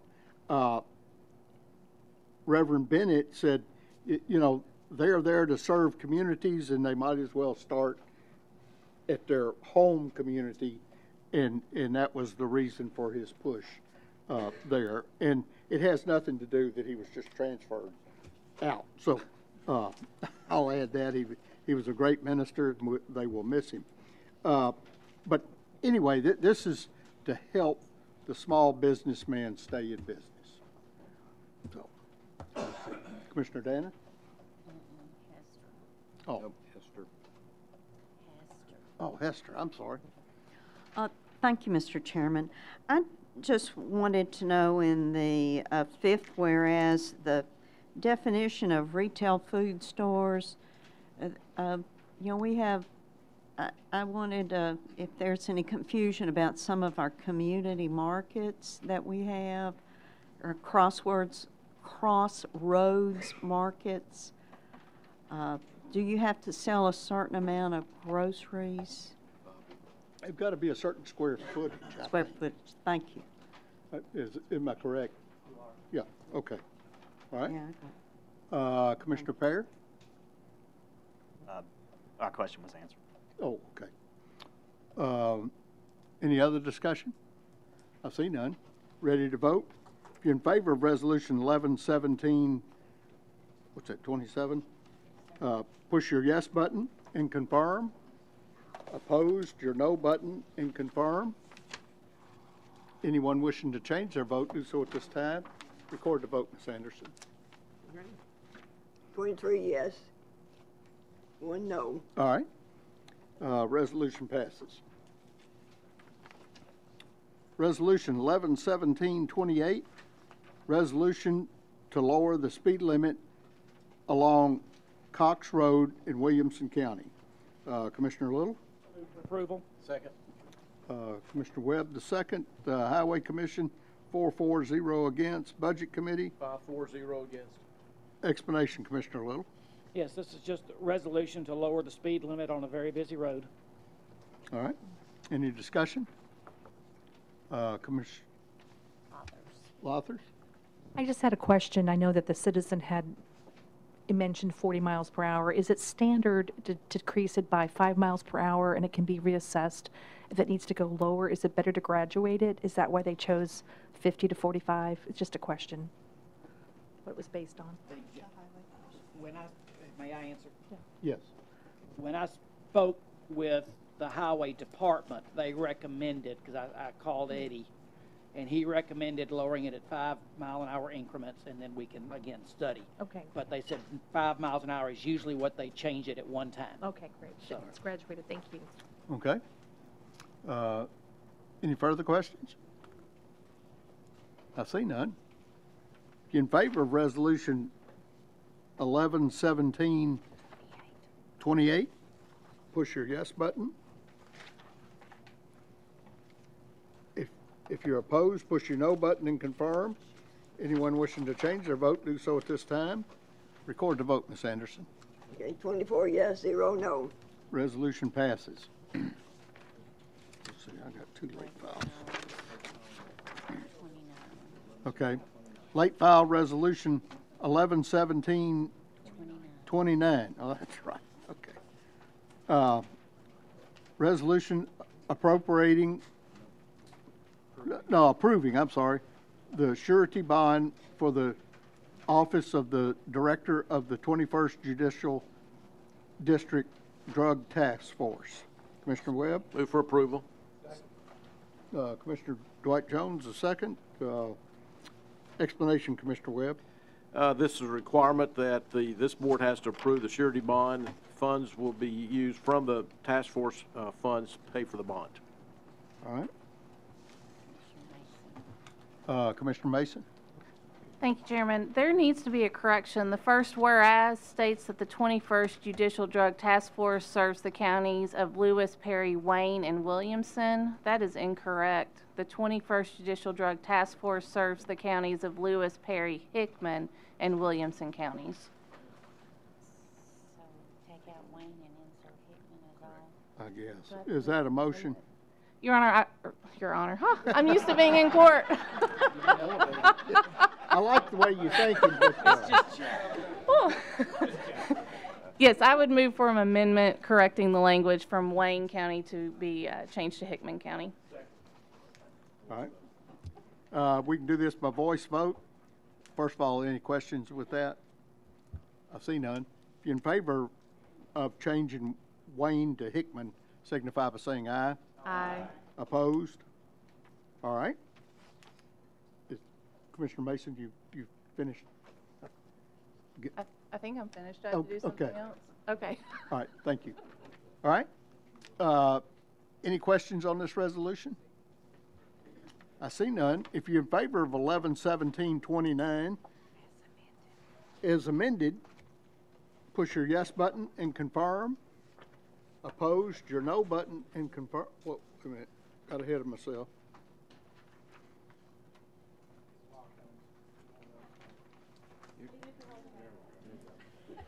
She had done locking.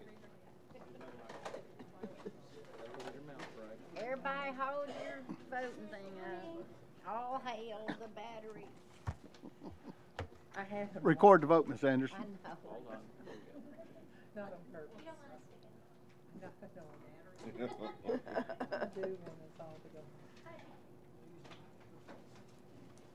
24 yes, 0 no. Resolution passes. Ladies and gentlemen, this concludes on our agenda. Yes. Make a motion and approve Commissioner Lothers to replace Commissioner Green on the committees that he was on. I think that happens by virtue of the office. Okay. Well, I know before we've done we did motions to accept and to approve that. Yeah, I just want to make sure that everybody understands it. Yeah. All right. Public health and Williams. Yeah, I don't care if Do you do it or not. I just want to make sure you know. Do I have a second? 23 seconds? We don't meet in December, So everybody have a happy and safe holidays, and we'll see you in 2018.